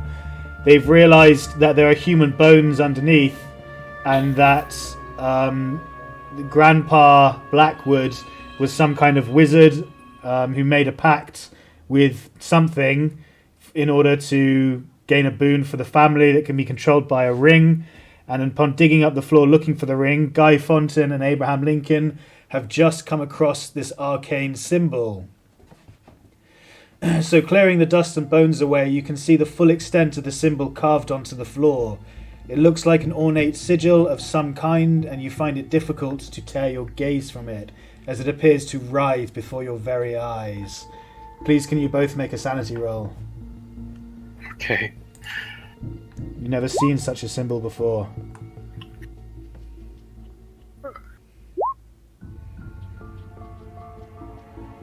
Okay, you both fail. That means you take 1d4. Please roll a d4 each. See how much sanity you lose. Oh, I took the full 4. I'm getting close to that threshold, but I'm not quite there yet. Your indefinite insanity awaits us all. Okay, and Kev, you obviously lose 3. As your involuntary actions, I'm going to say you both drop your flashlights and they hit the floor and the bulbs shatter and go out. You're suddenly plunged into darkness, the pair of you. Hey, get your lights over here. These lights dropped. Broke, went out. Must be some occult thing. I'm feeling really vulnerable here in this corner. Is everyone okay? What happened? Harry Blackwood comes running over with his lantern. Oh Whoa, don't go any closer. Oh my days, what on earth is this? Can you please... Francis, if you look at the symbol, can you please make a sanity roll? Yeah. Hard success, very nice. You only take one point of sanity loss. Yeah. You managed to shake off the illusion that is moving in front of you. Can everyone who's looking at it please also make an occult roll? Francis, this was the occult you were asking for earlier, right? The kind of... Yep. So yeah, now that you found this, you can make an occult roll. Ooh, yes. Oh, Francis, very nice success. Please check it off. Yep. You realise that the sigil has characteristics that suggest it's some kind of ward, meant to stop something from escaping, or perhaps to bind something to this place. And Harry Blackwood gets down on one knee and begins photographing it immediately. This must be Mr. Fontaine, Mr. Lincoln, Mr. Blackwood. This must be what they meant when they were saying, "Don't let the beast out." Yes, well, she's... So if what you're saying, this binds it, but then it's already been released, and so it's been unbound, right? Because there's no Blackwood wearing the ring. Well, that's the point. But can I go... No, guys, that ain't what it said. This here is the signal or whatever it's supposed to be to keep the thing in the cellar. But the ring stops it from hunting down and eating the Blackwoods. I think. Would it be... If I have a closer look... how about we have a closer look, I say out loud. Maybe this circle has been broken somewhere. Say, for example, there. Or just... It's like a circle of salt and you pass by and part of it goes and it frees whatever is inside. That's what I'm thinking anyway. Maybe it's been tampered with and... Yeah, it's a perfect valid point. Are you going to go closer and inspect it? Oh, yes. Okay. Please make a spot hidden. Oh, no. Oh, a hard success. Very nice. So as you inspect the symbol, there comes a strange, murky, rotting egg scent, and the temperature in the cellar suddenly drops even lower, so that your breath begins to form mist before your eyes. In the flash of Harry's camera, as he's taking pictures, you suddenly notice, with your hard success, you suddenly notice hanging above you a certain patch of darkness that seems to be swirling amidst a vortex of tongues of black fire.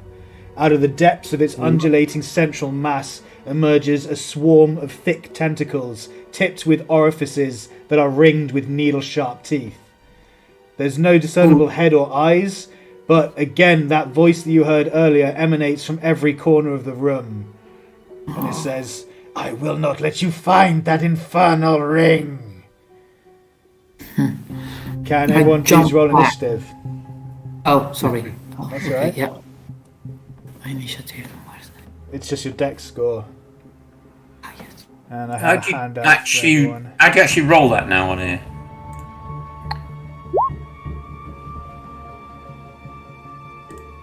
Jules, how do you actually roll initiative now? So you click on your token, Yeah. Ah, yeah. and then you click dexterity in the window, and I think that should do it. Okay. Oh no, Guy's got it. So Guy, how do you do initiative, sorry? You have to go to the combat tab, and then the leftmost box, dexterity to turn or tracker. Oh, that one, yes. Ah, yes. Yep, so far I've got Abraham Lincoln and Guy Fontaine. And there's Francis Wellstead, very good. I need to add the creature as well. Give me 1 second. What about Harry? And Harry as well, yeah, don't worry.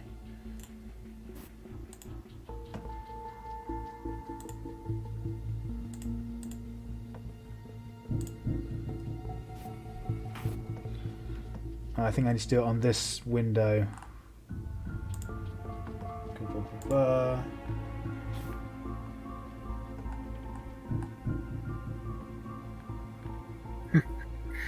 I love that art.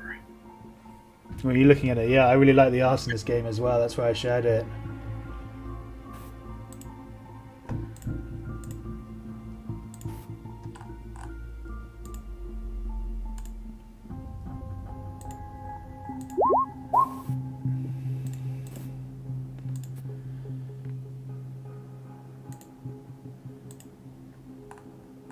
Okay.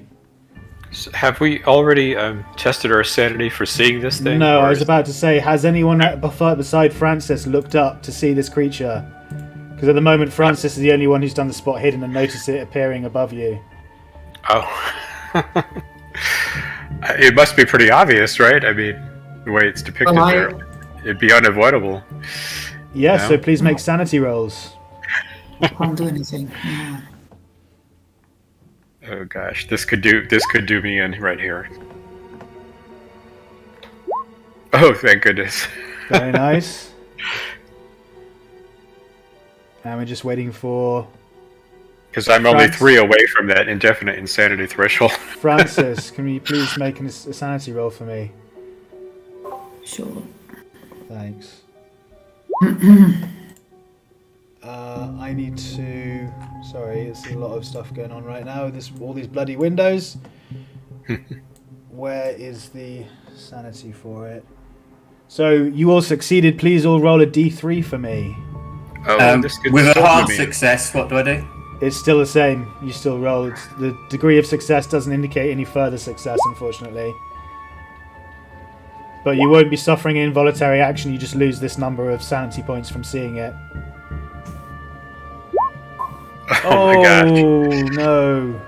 All right. That brought me to 35. I've just gone indefinitely insane. Okay, so I need to read my notes on this just to confirm what happened. But I've got a pretty good idea of it already. Let me just see. And on my token, my green circle says 35, but my bar, I still see it as 44. But my insanity right now, my sanity is 35. And that was... On my screen it says 35 out of 99.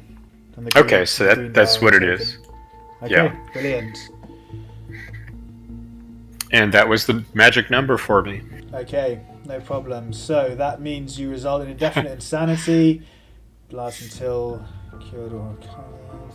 So No we have problem to for you. roll. I have to roll a d10, or please roll me a d10 to see what bout of madness you begin suffering. 10. And you hit it on a 10 as well. Very nice. Okay, I just need to find the right page. Friends, I'm afraid I'm not going to be able to help you in this battle. Let's just hope you don't make it worse. That's very possible.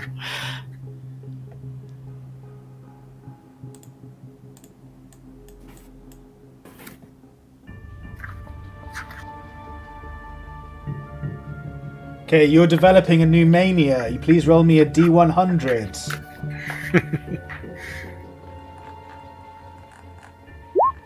'83.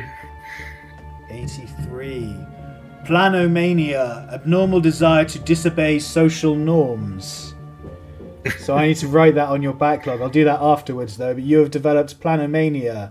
For the next /R1d10 4 rounds, you have an abnormal desire to disobey social norms.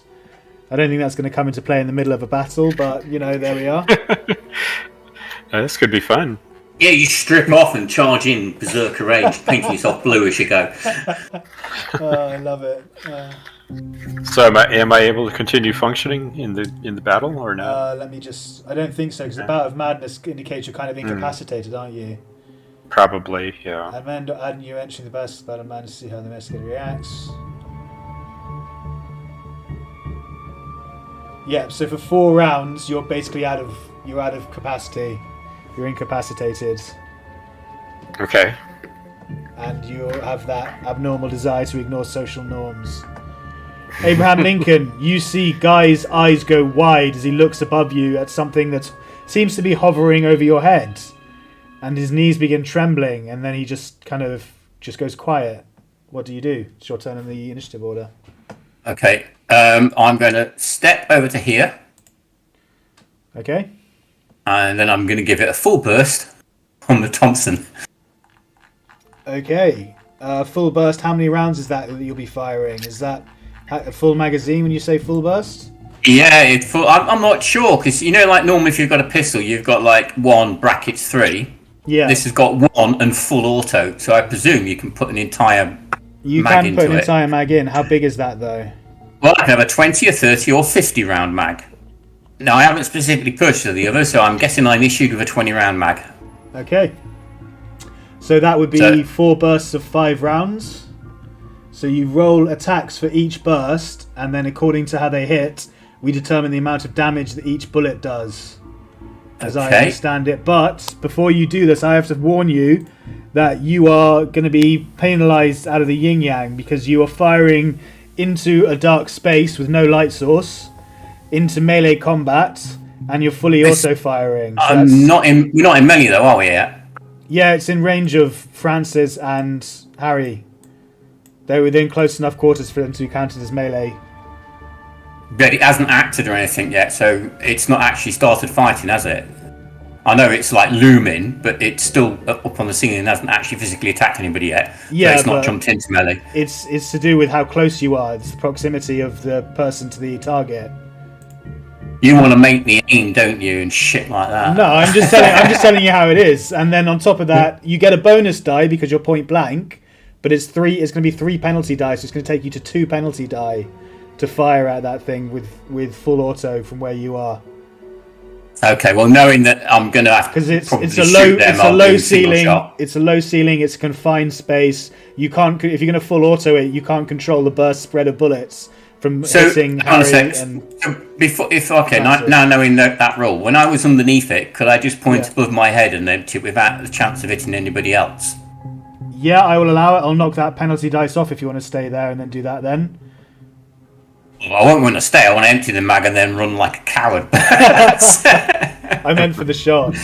Yeah. Yeah, fine. I will knock 1 penalty dice off, so that's just made with 1 penalty die. So it's 1 penalty, 1 bonus, and that brings me to 0. Is that Yeah, right? that's correct. Yeah, for Okay. each burst. So you're doing 4 bursts. You need to roll for each one. So make your first firearm attack for the first roll, please. That's a miss. So the first five bullets just peter off into the crates as you unleash the trigger. Second one's a success. So what was it we said? If it's a regular success, the first half of the bullets miss, and then the second half of the rounds hit, and then you get to roll damage for each one. So how do I do that? Just roll again, or what? That is a good question. How would you roll for each bullet, Dwayne? How would you get the damage up again? Just roll another. Just roll another D10. 1d10 plus 2, can't I? Just do it like that. Yeah. I think that's the best. Yeah. Why is it +2, by the way? Just out of curiosity. That's the damage to the weapon. It does 1d10 plus 2. Okay. Yeah. So just roll again, and we'll just take the damage. We'll ignore the success degree.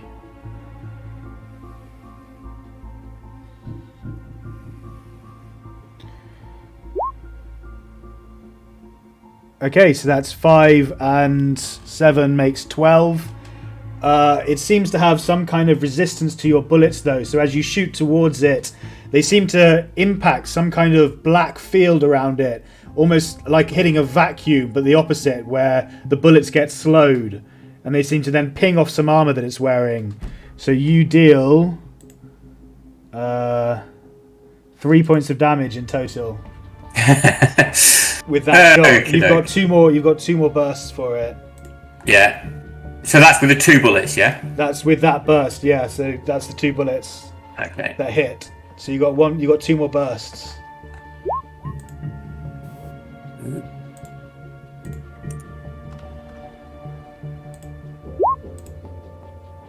So the third burst misses entirely. The fourth burst hits. Again, you get half of the bullets of the burst. So that's 5 rounded down. 5 halved and then rounded down is 2. So you get 6 plus another d10 plus 2 damage. Which is 11. Very nice. 17 damage. So 17 halved is 8. And then knock 3 off is 5. You do additional 5 damage to it. And it recoils angrily as you burst into it. The tentacles seem to writhe up like a spider that's been flicked. It like pulls all its tentacles up close to it and then squeals and lashes out backwards. Yuck. Right, I shout out to Harry, "Find that damn ring, boy!" and go step over there. Okay. That's the end of my roll, I guess. Oops, didn't mean to click that. Oh, that's fine. That will, I guess, be the end of your turn. You now have an empty chamber in the Thompson. Okay, no problem. So, we move on to Francis Wellstead. You've just seen this creature appear above Abraham, and he's turned around and pelted it with ammunition. What do you do? Right, I would like to go past this, and here. Okay. And then I shout, "Everyone, point your torches at it." And I point as soon as I find out how to rotate it again. There you go. Point the torches at it.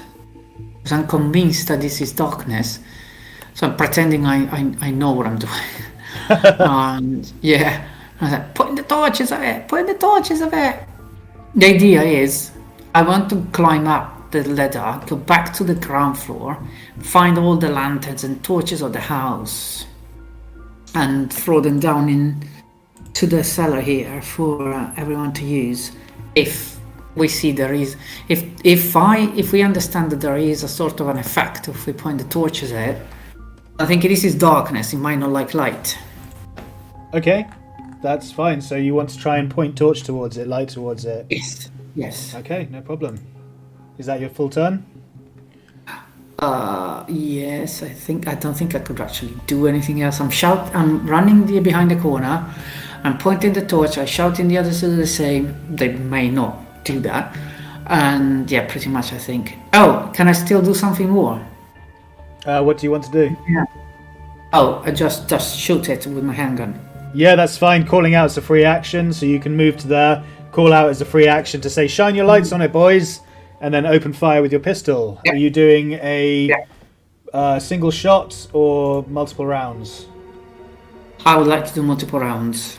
With just a normal handgun, can I do that? Yes. Yes, you can. And I will say, because you're holding the torch, you can shine yeah. light on it so you can see where you're aiming, and you're point blank range, so you get a bonus die on these shots. Woohoo! So I roll once and I roll again, isn't it? You can fire 3 shots, each with a penalty die. So okay. So Each with a remind bonus. me- Sorry, each with a bonus die, bonus die. So just roll once and then click on bonus. and then click on bonus. Not this one. Bonus It's this one. on the other thing. Yeah, good. You got it down to a 13, which is a hard success. I think it's an extreme success is required in order to get an impalement. So you just do the 10 damage.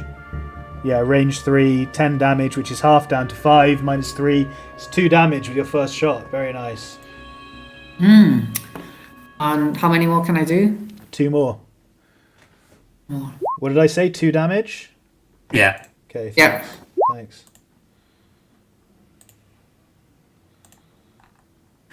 Edit mode. HP. So this is the second one, and it's not.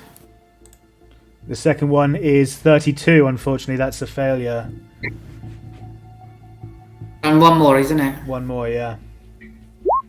Oh, finally. Okay, would But you like do- to roll a bonus die to see if you get an extreme success?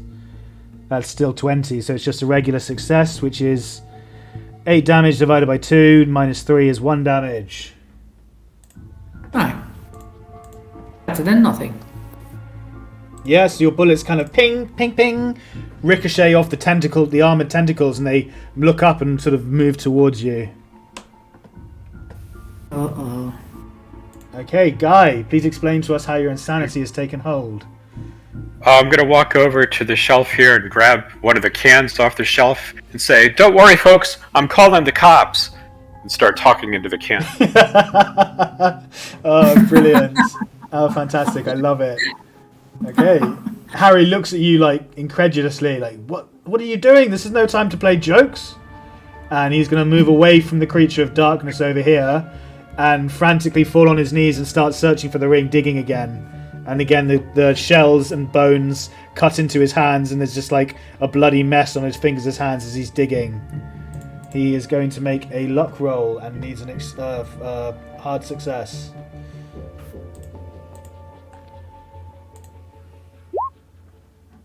Nope, that's a failure.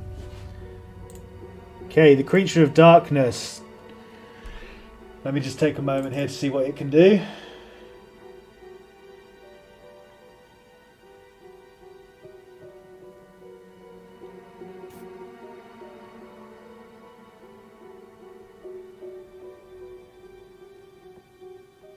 Yeah, it's going to teleport behind to there. Francis, please can you make a listen roll to see if you hear it appearing behind you? Listen.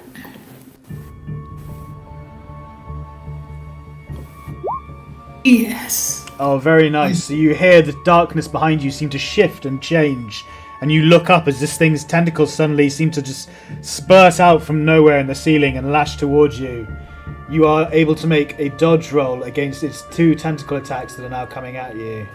It's good. Or you're welcome to fight back instead if you'd like. Which would you prefer? Dodge. Okay. No. It failed, but so did it. You failed, but so did it. So it misses with its first tentacle. Unfortunately, it wasn't a sneak attack because you heard it coming, so it didn't get a bonus die. So it lashes Good. towards you, and you manage to duck as you see these tentacles come out of nowhere behind you. And it squeals, annoying and in irritation, and draws back and launches another one at you. Language, there's ladies present. Thank you. Did they seem to be affected at all by the torch when I pointed at it? Or It just didn't seem to notice that or your gunfire in any way whatsoever. It just didn't like you very much because you were the Pity. closest. Yeah. Yeah, please, are you dodging or fighting back? I am dodging. Okay. Yeah. Well, it missed anyway, so your dodge doesn't matter. You dodge clumsily to the left, and it sends out a tentacle and smashes into the shells to your right. Just both of you are just missing all over the place. Hey, will you folks try to keep it down up there? I'm trying to connect with the police. Very nice. That is its turn. That's all it can do. Abraham, your turn.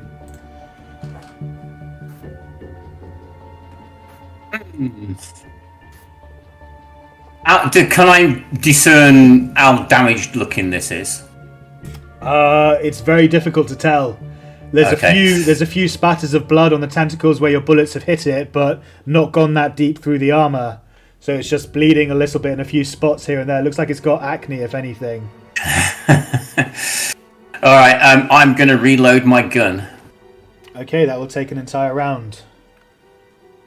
Would you like to move anywhere, or are you just standing there and reloading? Yeah, I think you can teleport around, so there's not much point in moving.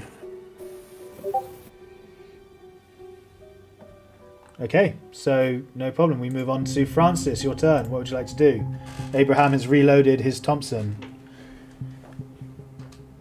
I'm thinking. I was thinking if I want to run there, or if I want to run around the corner here. I think I'm gonna go around the corner till the farthest point I can go. Okay. Is that your turn, or can you do anything? Yeah, while I'm doing that, can I just really look down on the ground for this ring? This curse ring. Yeah, you can make a... Well, are you digging, or are you just looking? No, looking. You can't... You make a spot hidden, but it's going to have to be a critical success. Okay. Yeah, critical success. Oh. You don't see anything. You just see the wiry symbol on the floor here, drawing your attention ominously towards it. You can't seem to pull your eyes off it as you draw nearer. Seems to be pulsating with a strange energy now. Is that your turn? Okay, Guy, you have 3 turns of insanity left. I throw the cans down, saying, I can't seem to connect. I think I'll go for a swim. Come on, Francis, jump in. The water's great. Come on, Harry. Oh, brilliant. Harry is going to move over to him and be like, the ring, where's the ring? I need to find the ring. And he's digging with his hands again. He is going to need an extreme success in order to find the ring with his hands. Oh, you had a shovel actually, didn't you, Guy? Have you dropped that, or are you still carrying it? You dropped it when you went over to get the paint, didn't you? The paint cans. I did. Yes, I dropped it. It should be lying in the middle of the floor there. Okay, he will pick up the shovel in that case and start digging with that. So now he just needs a hard success.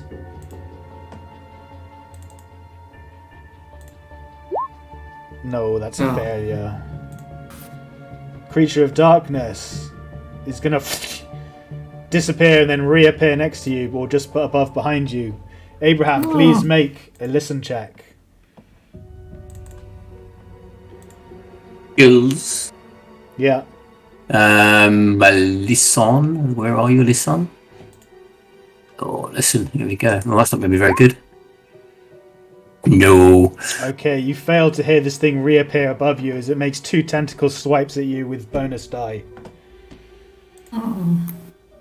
The first tentacle attack, tentacle lash, is an extreme success. Bloody hell. So you take 8 points of damage as this creature lashes out a tentacle at you and just rips off your ear entirely. That is more than half of your hit points, is it not? Oh, yes. You have sustained a major wound. Please make a constitution roll to see if you remain conscious.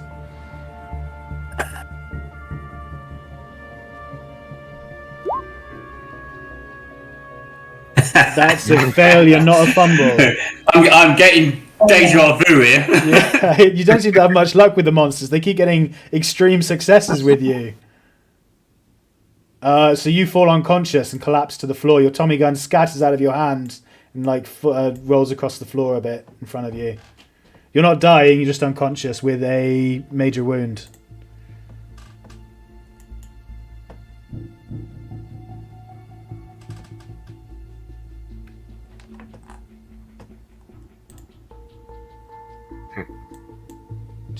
What are you waiting for? I can't do anything else. Yeah, sorry, I was just updating the character sheet. Can you put an unconscious symbol? Can you put the unconscious symbol on your character, please, so we know? Yeah. Thanks. What does that? They're all different, aren't they? Back pain, black flag. Let's go from the back since it's you, right? Oh, they're not even in alphabetical order.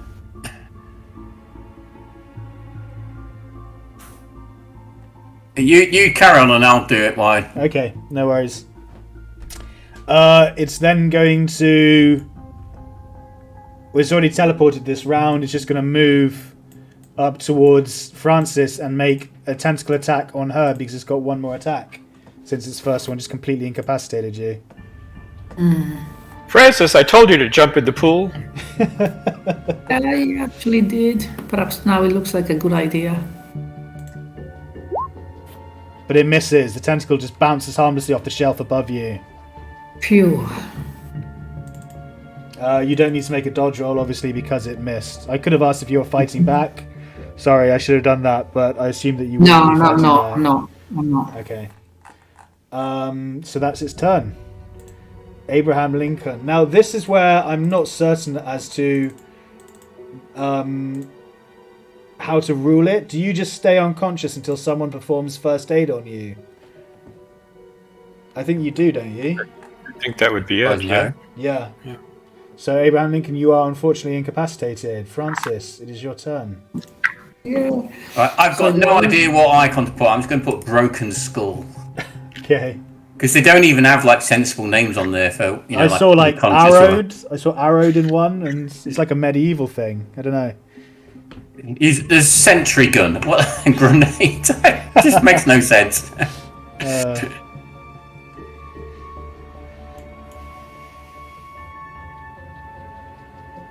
Right, Francis, it's your turn. Yeah, what would you like to do? So I was here.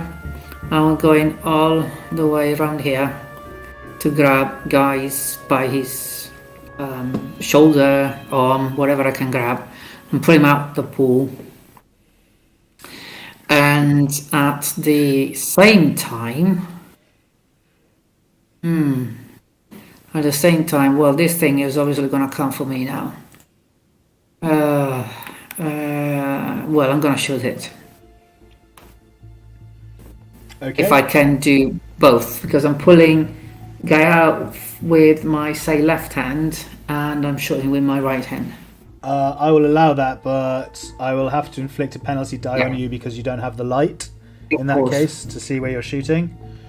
Yeah. It is point blank range though, so that they balance out, and you're just shooting normal rounds.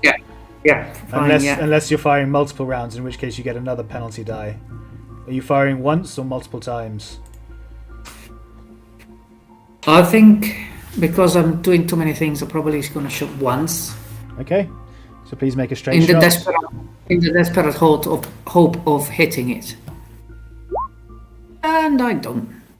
There's bonus dice. Penalty dice. Yeah. The penalty die is no point in rolling it. You could spend 7 luck. I don't know if I can spend luck when we're doing penalty dice. When you're doing penalty die, you can. It's whether or not you can spend luck during combat, and I'm not sure you can. We had that discussion earlier on. So you could. Okay, You yeah. can. Oh, yeah, because you Yes, can you spend it can. on dodge rolls. I remember now, yeah. Okay, yeah. So, yeah. You're good. If you want to spend 7 luck, turn that into a success, you are welcome to. I would like to, yes. Okay, no problem. Please mark 7 luck points off your character. So you shoot and it ricochets off a paint can and studs into the back of one of the tentacles, doing 1 point of damage to it. Oh.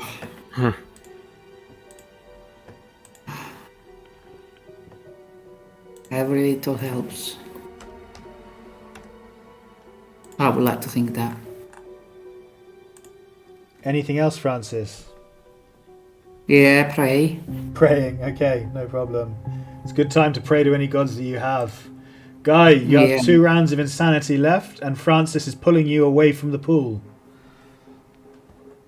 Oh, Francis, let's dance. Sure. And I'll start to do the Charleston with her. Beautiful. Very nice Okay. romantic dance. Hang on, we have to be in front. So, yeah. Otherwise, it doesn't work. Harry Blackwood is going to come running over, having seen Abraham Lincoln go down, he's going to come running over to him and try to administer first aid. He's not having much luck though at the moment, Harry Blackwood. Let's see if he can pull something out of the hat here. Oh, let's see, first aid. Nope, he is freaking useless. He's the most useless author that you've ever come across. He's just like, I don't know what to do. This is what's going on, and he's getting scared and trembling. And a voice reaches out from the shadows of each of the corners again and says, I will drink your blood last, Blackwood. And that's his turn. The creature of darkness is going to move towards you, Agnes, and take another 2 tentacle swipes at you. Oh, the thing's getting in the way. It's disappeared beneath the symbol. You've managed to trap it. Well done.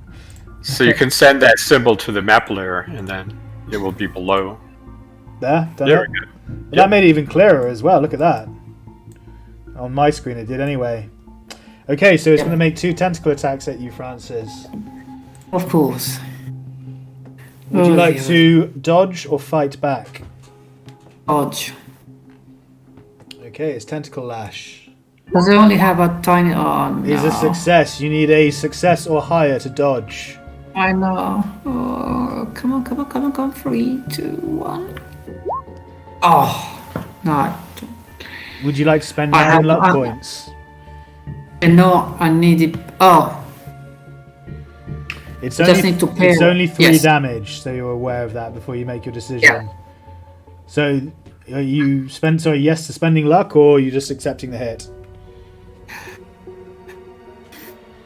I'll accept the hit this time because this is only 3 damage. Okay, no problem. So a tentacle lashes out and swishes towards you, and you feel nothing for a moment as though it's missed. But then blood seems to seep from your shoulder, and you notice a small chunk of flesh in its mouth, and it chews on it in front of you. The next tentacle lash. Ouch. I turn toward the monster and say, hey, buddy, don't butt in here. Wait for your turn to dance with my partner. That's so nice. It hisses Sorry, in confusion. A technical question, sorry. I'm Yep. trying to change my hit points to a temporary 9, but it doesn't work. Have you clicked the edit? Yep, I did. What, on your character sheet, you mean? It's not working on Yeah. that? Yeah, that's okay. not, it's not changing. Oh, hang on. Yeah. Oh, okay. Yes. I don't know why. I don't know what I was doing. I was doing everything right, but for some reason, it was blocked. Okay, you got it now, though? You all sorted? Yeah? Yep. Okay, so 1 more tentacle attack against you. Would you like to dodge or fight back? Dodge. Okay, here it comes, the tentacle lash. Because I only have a little pistol. It's, Oh, it gets and- another success on you, Oh, unfortunately. gosh. You have to. You need a regular success or higher in order to dodge. Please dodge. 3, 2, 1. Yes. Yay! Whoa. Very nice. Yes. Hard success comes down. Please make sure you've ticked off your dodge as well. That's a very important skill to get up to improve. So the Thank tentacle you. shoots above your head, directly where your head was a few moments before. Abraham, Francis, I love those dance moves you're making. Yes, they are the new trend, you know, and yeah. I just want to slap this guy in front of me, this black guy, and snap out of it. Harry calls over from where he is. Try and find the ring. You've got a hoe, don't you? If you just find the ring, we can, what's it called? Barrier it again. Imprison it again. Abraham, unfortunately, is unconscious. Francis, your turn. Yeah. Well, I'm gonna go here. I'm gonna go down on my knees with the shovel that presumably Harry left here somewhere. And Yeah, I I'll say he dropped it digging. before running over to Abraham to perform first aid. Yeah, That's fine. I start digging. So, digging. can you make a hard luck roll for me, please? A hard luck roll, unfortunately, because spend luck on luck, so please be good. Oh, No, that's a failure, unfortunately. You come up turning nothing. I can't see your stupid ring, she's screaming. Okay, anything else, Francis? You're just screaming in anguish and frustration. I am screaming in anguish and frustration. I am looking at Guy and snap out of it. We need your help, please. Guy, you have 2 more rounds of insanity. Oh, Oh, can I play in the dirt with Francis? And if she's digging, can I dig with her? Have you? I think you've. Hang on, I think you miscounted. Isn't this his last round? Oh, is it the last round? I think this would be the last one. Okay, Yeah. my bad. Yeah, I wasn't sure about that. I wanted to ask how to put a timer in, but I didn't want to break up the flow. That's something I'll ask you later if that's cool. Just Sure. How to put a timer in the turn order. But yeah, if you wanted to get on your knees and start digging, you will take a D3 of damage to your hands. Okay. But you are welcome to do that if you like. Yeah, I'll do that. If there's some chance that I might be helping her here. Yep, you just need to make a hard luck roll. So you take Okay, one damage. Okay. As you're raking through your nails, stones going under your nails and bits of jagged rock cut into your hands as you're pulling everything apart. A hard luck roll. Hard luck is my middle name here today. Let's see. Okay, here it comes.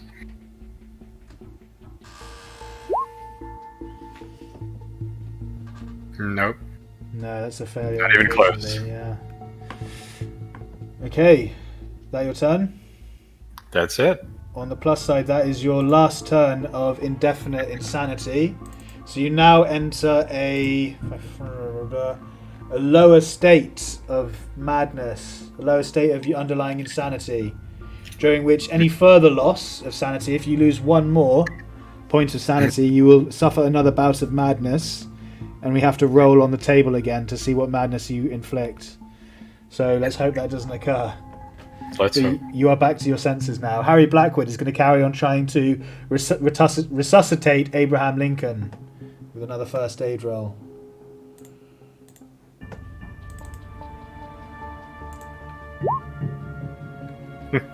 He is going to spend 14 luck to bring that up to a success.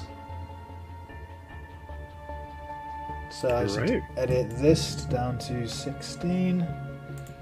Which means he's gonna have a much harder time finding his ring, but that is a success on the first aid. Abraham, you get 1 hit point back and come back to consciousness. Yeah. You see Harry Blackwood leaning over you, saying, "Oh, thank God! Come on, help us! We've got to find that ring." And that's his turn. Francis, the creature moves up towards you, and it's going to now attempt a maneuver. It is going to attempt a bite and a hold on you. okay. You may attempt a dodge in order to avoid this. We got a success, so you need at least a regular success in order to avoid it. Oh. You fail to dodge. One of its tentacles wires out unbeknownst to you from underneath and wraps around your leg and bites into your calf. You suffer 1 point of damage and your limb is now held. And it's gonna send out another tentacle and attempt to grab hold of the other limb, the other leg. You can try to dodge this, but you have a penalty die now because you got 1 leg fixed. Yeah. Hey, buddy, that's no way to treat a lady. Oh goodness me, you're going to need an extreme success on a penalty die in order to avoid it. Then could I alternatively fight back? Yes, if you'd like to fight back, you can try and punch it or hit it with your pistol. Not shoot it, but I mean like physically hit it with your pistol as it wraps around your leg. Whoops, sorry, I hit my mic there. I hope that didn't come through. Yeah. Yeah, you may attempt to fight back, but again, you need an extreme success rather than just a hard success because you're not defending anymore. So it's gonna be a hand combat. It's going to be a brawl, yeah. Brawl. I think I have it done as hand combat, so I suppose that's what it is. I'll try that, yes. Okay, hang on. Right. What do I need?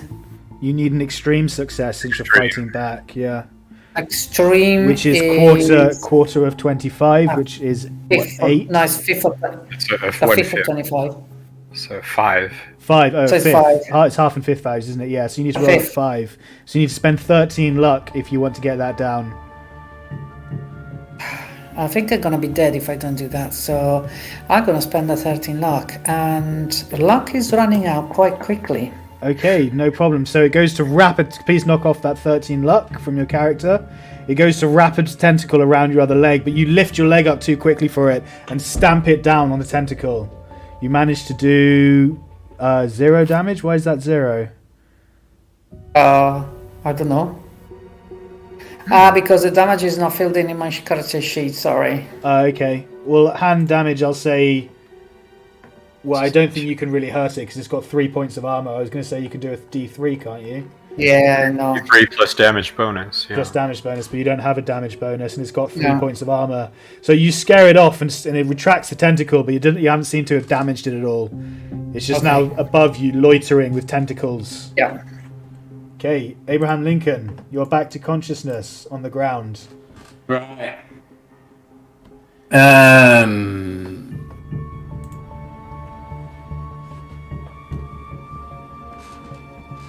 Over in the corner, you see Francis struggling with Guy's arm is in front of Francis, and he's almost pushing her backwards, but her left leg is trapped in a tentacle mass, in a mass of writhing tentacle, and she can't pull away.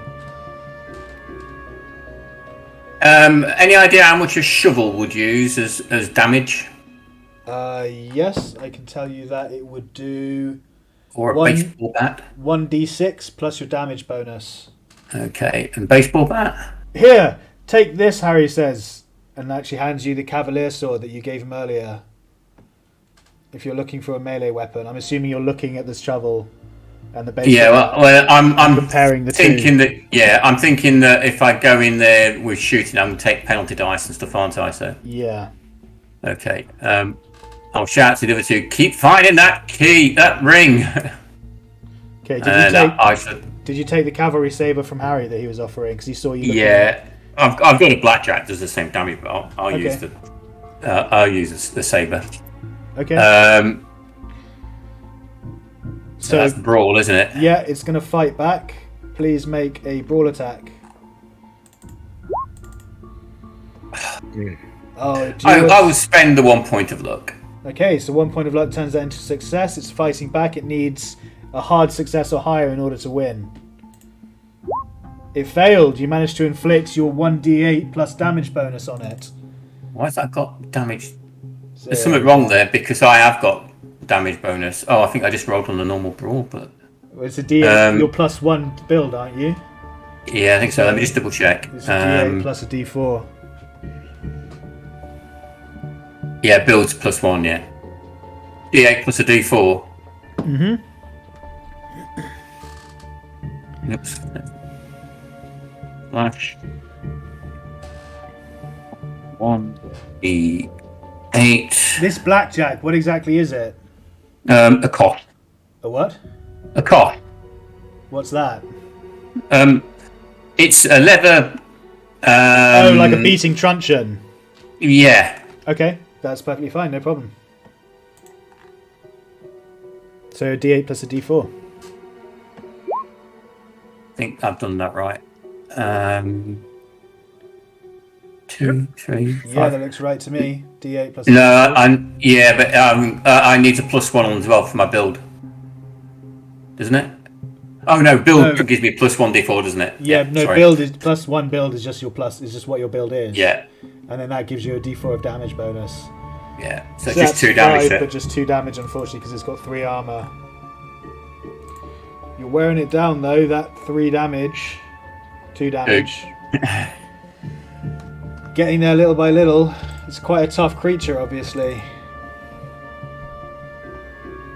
Is that your turn? Yeah, nothing else I can do. Okay, Francis, it is your turn. You're immobilized because obviously it's got one of your legs wrapped. You may attack the creature, shoot the creature, or attempt to break free from the tentacle that is currently on your limb. I'm trying to break free. Okay, I need an opposed strength roll then, please. Okay. So roll on strength, yeah? Yeah. Oh. Well, it succeeded, so it manages to hold on to you as you try and jerk your leg away. The Makes teeth sense. just sunken too deep into your calf, and you shriek in pain as the flesh starts to render from your bone. Yeah, it makes sense. Just so people are aware, a steadfast comrade may attempt to knock a tentacle off of a grappled companion. I thought I should tell you that in person because it's not very clear. But just so you know, that's the end of Francis's turn. Guy, it is your turn. You're back to your senses. Okay, as much as I would like to release Francis from Thing's grasp, I'm going to have to draw my .32 revolver and shoot it at point blank range. Go for it, yeah. Okay, it is in melee combat, so that will be a penalty die. So it balances out, but you do get a success. Mm-hmm. So that is 6 points of damage, reduced to 3. Unfortunately, the 3 armor then negates the damage that you do. Whoa, no. If he's done 6 damage, you reduce it by 3 for the armor. That leaves it with 3 damage, isn't it? It's half first, and then the 3 for the armor.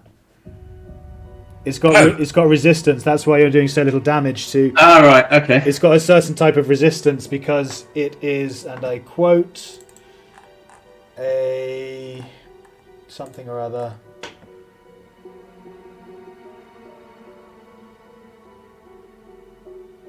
Oh, it just says the creature's dimension of origin is vastly different than our own earthly one.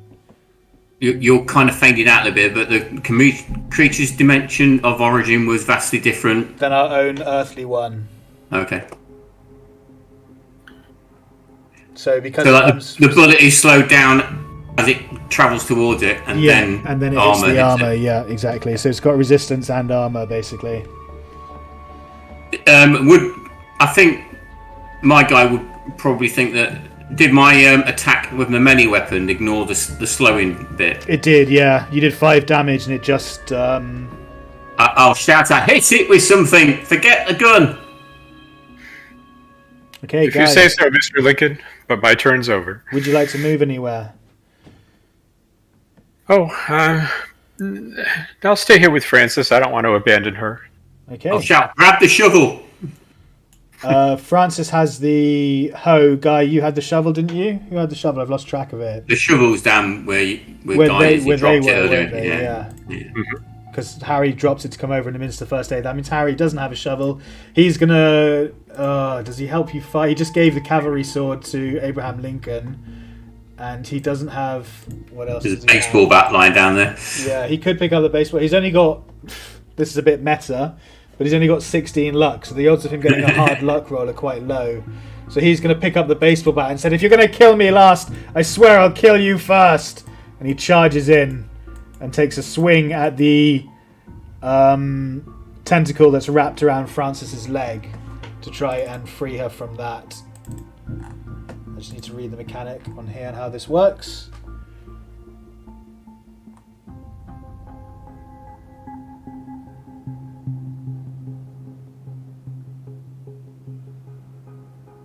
Okay, if he fumbles this, he accidentally hits you in the leg. Oh, don't do that. But he's going to try and hit the tentacle and get it off your leg. He's only got 25 brawl, really? Jeez. Oh, it's a success. Ah, yes. How do I... It's a d6 plus his damage build, wasn't it? I said earlier. What's his... His build is 0, so he just gets a d6 of damage. Oh, this couldn't free you even if it wanted to, unfortunately. He does 1 point of damage to it. He goes, take that, tentacle mass, and hits it for 1 damage.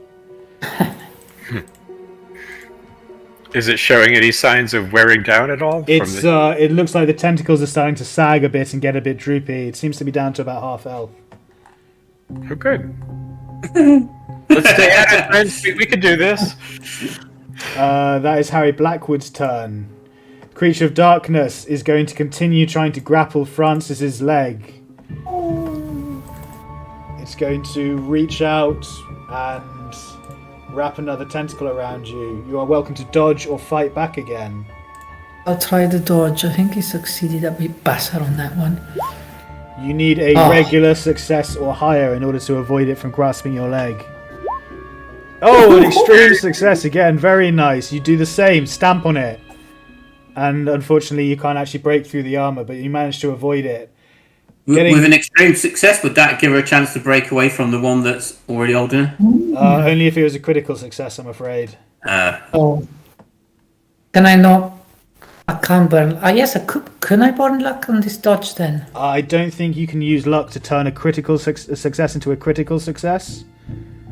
I'm not sure about that rule, to be honest. I know you can't alter fumbles and things like that with it. I'm not entirely sure. I think I'd done it before, but I'm not sure if whoever let me do it was right or not.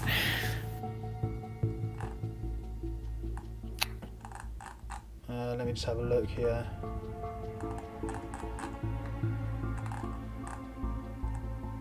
I did not do from an extreme to a critical, but I did from a normal success to a hard success. Yeah, I know you can do it to increase basic levels of degree success, but that implies that you could get a critical success, but at the same time, critical successes are kind of sacred, aren't they, in this game? Yeah. No, it was a normal to a hard, so yeah, that makes sense, yeah. So yeah, sorry, you have succeeded, but you don't get the critical you need to break free. Yeah. It is angrily going to lash out and try and bite you with a tentacle lash now instead, because it can't at the leg because it keeps getting battered by it. It failed, so it misses. It can't hit anything right now. That is its turn. Abraham Lincoln. It is currently kind of tethering Francis in place, but at the same time seems to have trapped itself in between all of you. Not sure if it wants to let go of her leg and disappear, or carry on attacking from this position. Yeah, well, I'll try and splat it one again. Splat it, or are you targeting somewhere specific?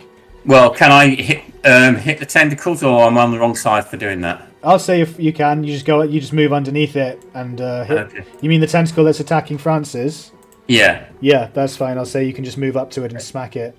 I'll do it as a roll with the kosh, because that's 1d8 plus damage bonus. It's the same as the sword, isn't it? The what? Sorry, the kosh.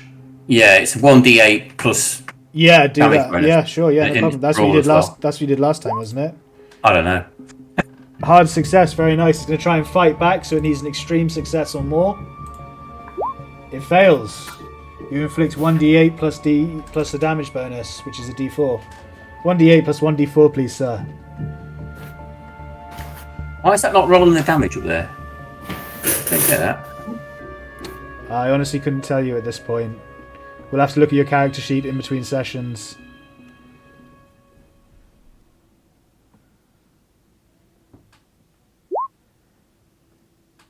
No, that's not right. I didn't put the D, did I? 8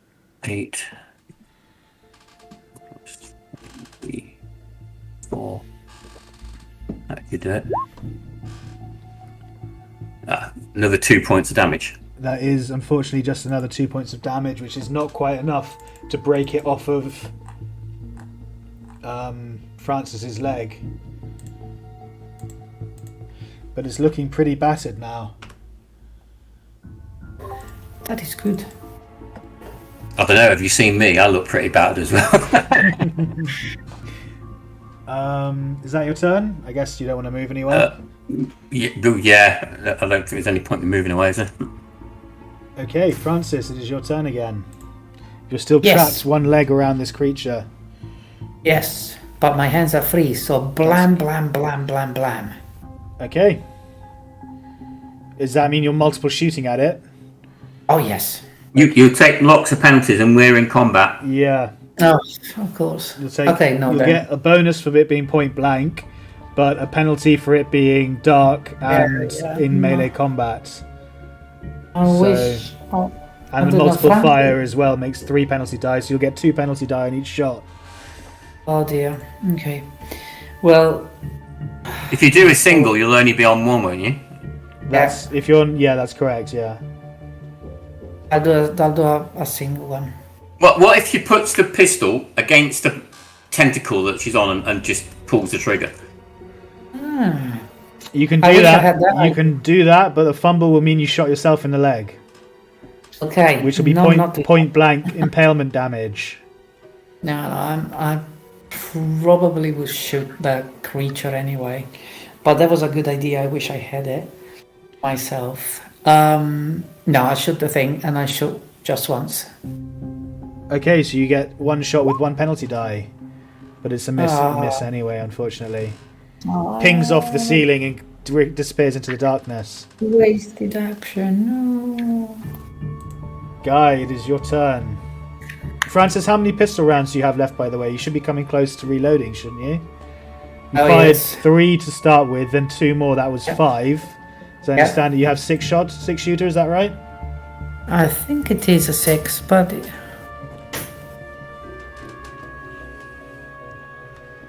doesn't really say that I got 6. I thought it was 6. Yeah, I'm sure it's 6. It's just a handgun. Yeah, so one more and I have to reload. Okay, no problem. Thank you. Guy. All right, I'm dropping the revolver to the ground and donning my brass knuckles and coming at it. Oh, nice. I like it. 10 points for style. But that's a failure. But that is unfortunately a failure. It is fighting back as well, so it just needs a success in order to hit you. And gets a hard success. So it dodges backwards and then lashes out with a tentacle and hits you for 4 points of damage. Okay. Is that your turn? That is my turn. Okay, Harry Blackwood says, "We have to find the ring. This is almost no good. It's desperate. Where's the shovel?" He grabs the shovel off of whoever has it. Practically standing on it at the moment. Okay, so he grabs it from beneath your legs and goes and runs up here and just starts digging again frantically. He's going to need a hard luck roll. Oh! Critical success is it? So he basically trips over the shovel as he goes and lands, and as he falls, his fingers enclose across something, and he lifts it up and opens it, and he says, "The ring, guys, I found it, the ring!" That is unfortunately his turn, though, so... to the creature of darkness, who's getting really angry now, especially since Harry Blackwood has just called out that he's found the ring. He's going to lash out at Dwayne, a guy, for coming at him so close. With one tentacle, and then he'll lash out at Abraham with the other tentacle. So you've both dodge. got a tentacle coming at you. Great guy is dodging. Abraham, how are you responding? I'll dodge. Okay. Can I get dodge rolls from each of you, please? Ooh, a hard success from Dwayne, from Guy. Very nice. Be sure to mark that off your success. Okay. And from Abraham. Okay, so I need a extreme success to hit Dwayne. This is the first one coming at you, Guy. Failure, misses. And then coming at Abraham, it just needs a regular success. It does hit you and does another 3 points of damage to you as it tears off another piece of your collapses to flesh. the ground again. Oh, really? What's your hit points? On 0 now. Okay, so that renders you unconscious again. Oh, I didn't take off the skull. So it's still there anyway. Okay, so you're on 0 hit points, you're now unconscious. That is the creature's turn. Abraham Lincoln is unconscious. Francis, Yeah. it is your turn. You've still got one leg wrapped around the tentacle, wrapped up in tentacles by the monster. Well, I'm very depressed because everything I tried to do, shooting it and everything, to my eyes, it seems I've done nothing to it. So what I think I'm gonna try to do is to fight back, trying to get free Okay. and run from this thing that is causing me quite a lot of stress. Yeah, it's causing everyone a lot of stress. Please make an opposed strength roll. Right, strength. You need a Oh. extreme success in order to succeed. Yeah, but it makes sense. It makes sense. This Yeah. thing is huge. Yeah. This thing is latched onto you tightly and is not letting you go at Yeah. all. Guy, Bad choice. Yeah. it is your turn. All right, I want to come around and apply first aid to Abraham. Okay, please make a first aid roll.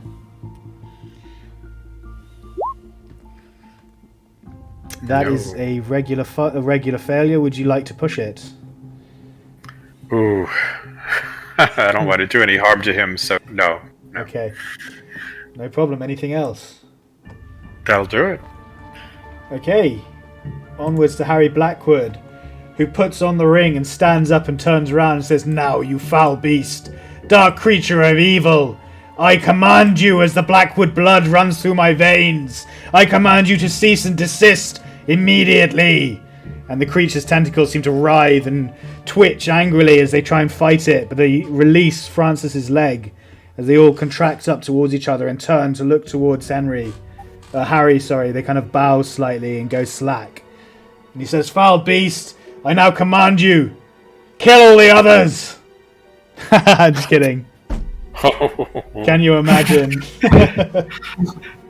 No, he says, "I command you, go back into your pit. Return to the prison dimension that you came from, and attack this world no more." And the entity emits an ear-piercing, hideous scream of anguish and rage. Can everyone please make a sanity roll at the sound of this I can't hear it. terrifying Oh, no. noise, apart from Abraham?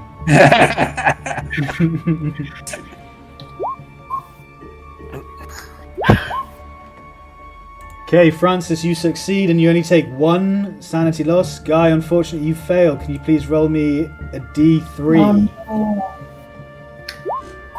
You lose 3 more sanity from this, and you actually enter another bout of madness because of your delicate frailty from earlier. You go insane once again. Please roll me another D10.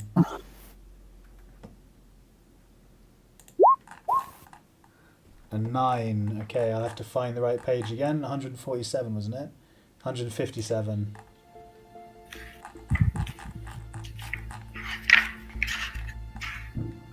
It is a phobia. So I have a phobia to couple with my mania? That is correct, yes. Please, can you roll a D100?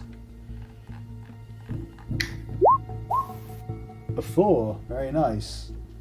Okay, you have agoraphobia, a fear of open, public, crowded spaces. Even though this place is enclosed and quiet, you imagine it to be full of people. It's suddenly a brimming coffee shop. Everyone's buzzing and talking to each other, and your mania for ignoring social norms kicks in with your phobia, and you lose control and run around insanely. Okay.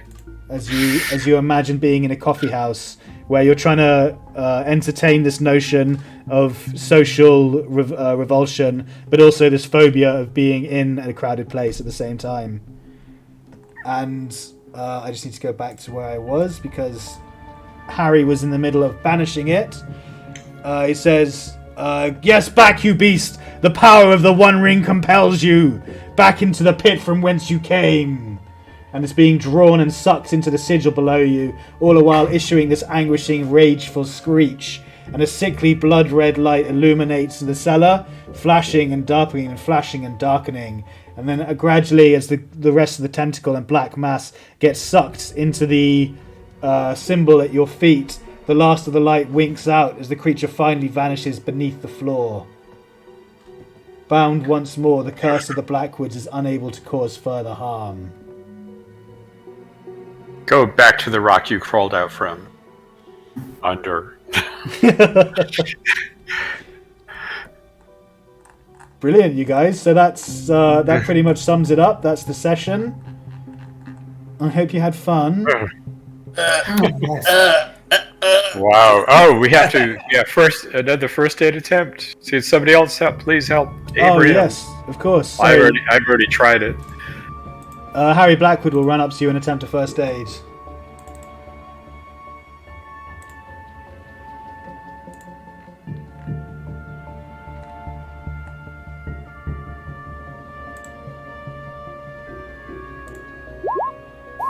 And he gets it. He gets the success. Very nice. He finally did something useful. I suppose he found the ring as well. And he brought me around the last time as well. Yeah, that's true. Okay, so he brings you back. You come to again with his lips pursed above you with 1 hit point of health once again. We've got to stop beating like this. Lovely. I'm loosening my collar. It's way too crowded down here. You need some air. That's right. Guy is still sweating quite a lot from this evident fear and phobia that's taken over him, and this momentary madness. I'm thinking that this fear of crowds and disregard for social norms, that's really going to put a crimp in my journalist career. I'll run after him, just want to check that he's alright. Oh, don't get too close, Francis. Don't get too close. I'm not keeping the distance. I'm keeping the distance. I just try to go somewhere that he doesn't really notice me, if possible. I just want to make sure he doesn't do anything like diving into a pool again. Yeah, can do if you want. No problem. Yeah. Limping, obviously, because she had her leg in the monster's possession for quite a while. Yes, you've got quite, not a major wound, but quite a nasty wound that was left biting onto your calf. I know, I can't believe that after all of that, I only got 4 hit points, so wow. Well, Abraham's only got 1.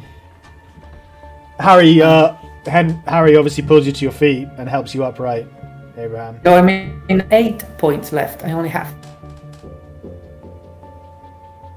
I sort of stagger over and get my gun. Nice. That's okay. Right, I vote we take the skull to the police and I head to the hospital. Mr. Lincoln, could you fetch my gun for me too? I left it on the ground. Sure. Stagger back over, pick up his gun. Nice. So, as you successfully recovered Rose's skull and managed to escape the cellar, whilst also neutralizing the creature, the genie or whatever it is, the creature of darkness, you potentially have all the evidence you need to clear Arthur Blackwood's name in the form of the skull that you talked about to return to the police. Even the presence of the sigil carved into the cellar, which is detailed in Harry's photography, could be spun to suggest that an unidentified third party was involved in Mrs. Blackwood's death. For example, cultists or an escaped lunatic or something.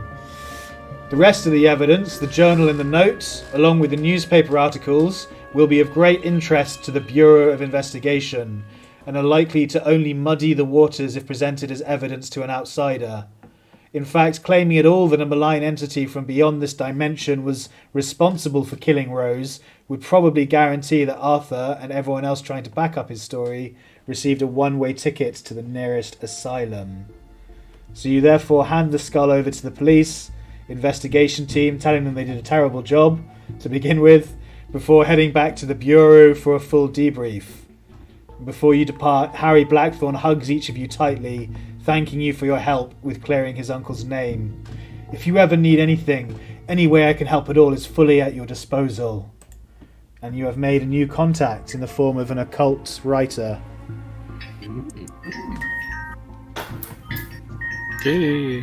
Okay, so we would normally enter the investigative development phase at this point, but as I did state at the start, we have a hard cutoff, and that's only in about 8 minutes' time.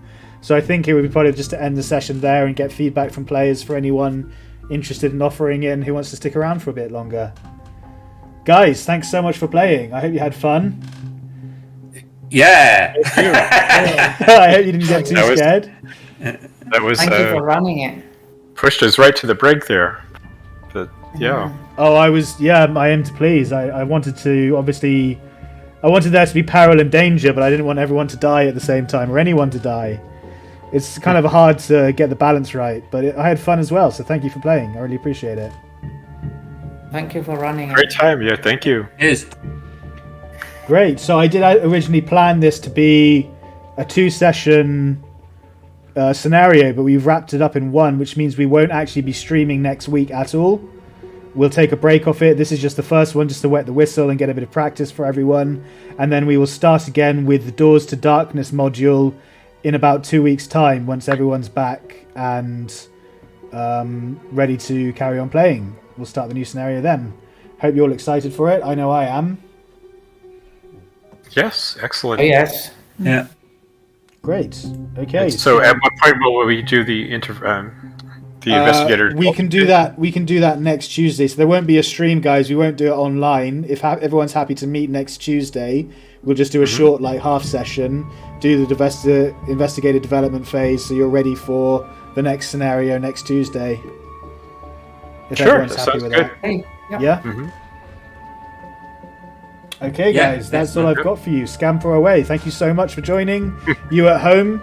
I hope you've enjoyed yourself. This is our first ever episode. We're going to carry on streaming it every Tuesday apart from next Tuesday, like I just said. And hopefully see you in the next episode of this. If not, see you in some other content I produce. I make content almost every single day. So, wait till next time. Say goodbye, guys. Bye, Goodbye, everyone. guys. Good night. Night, all.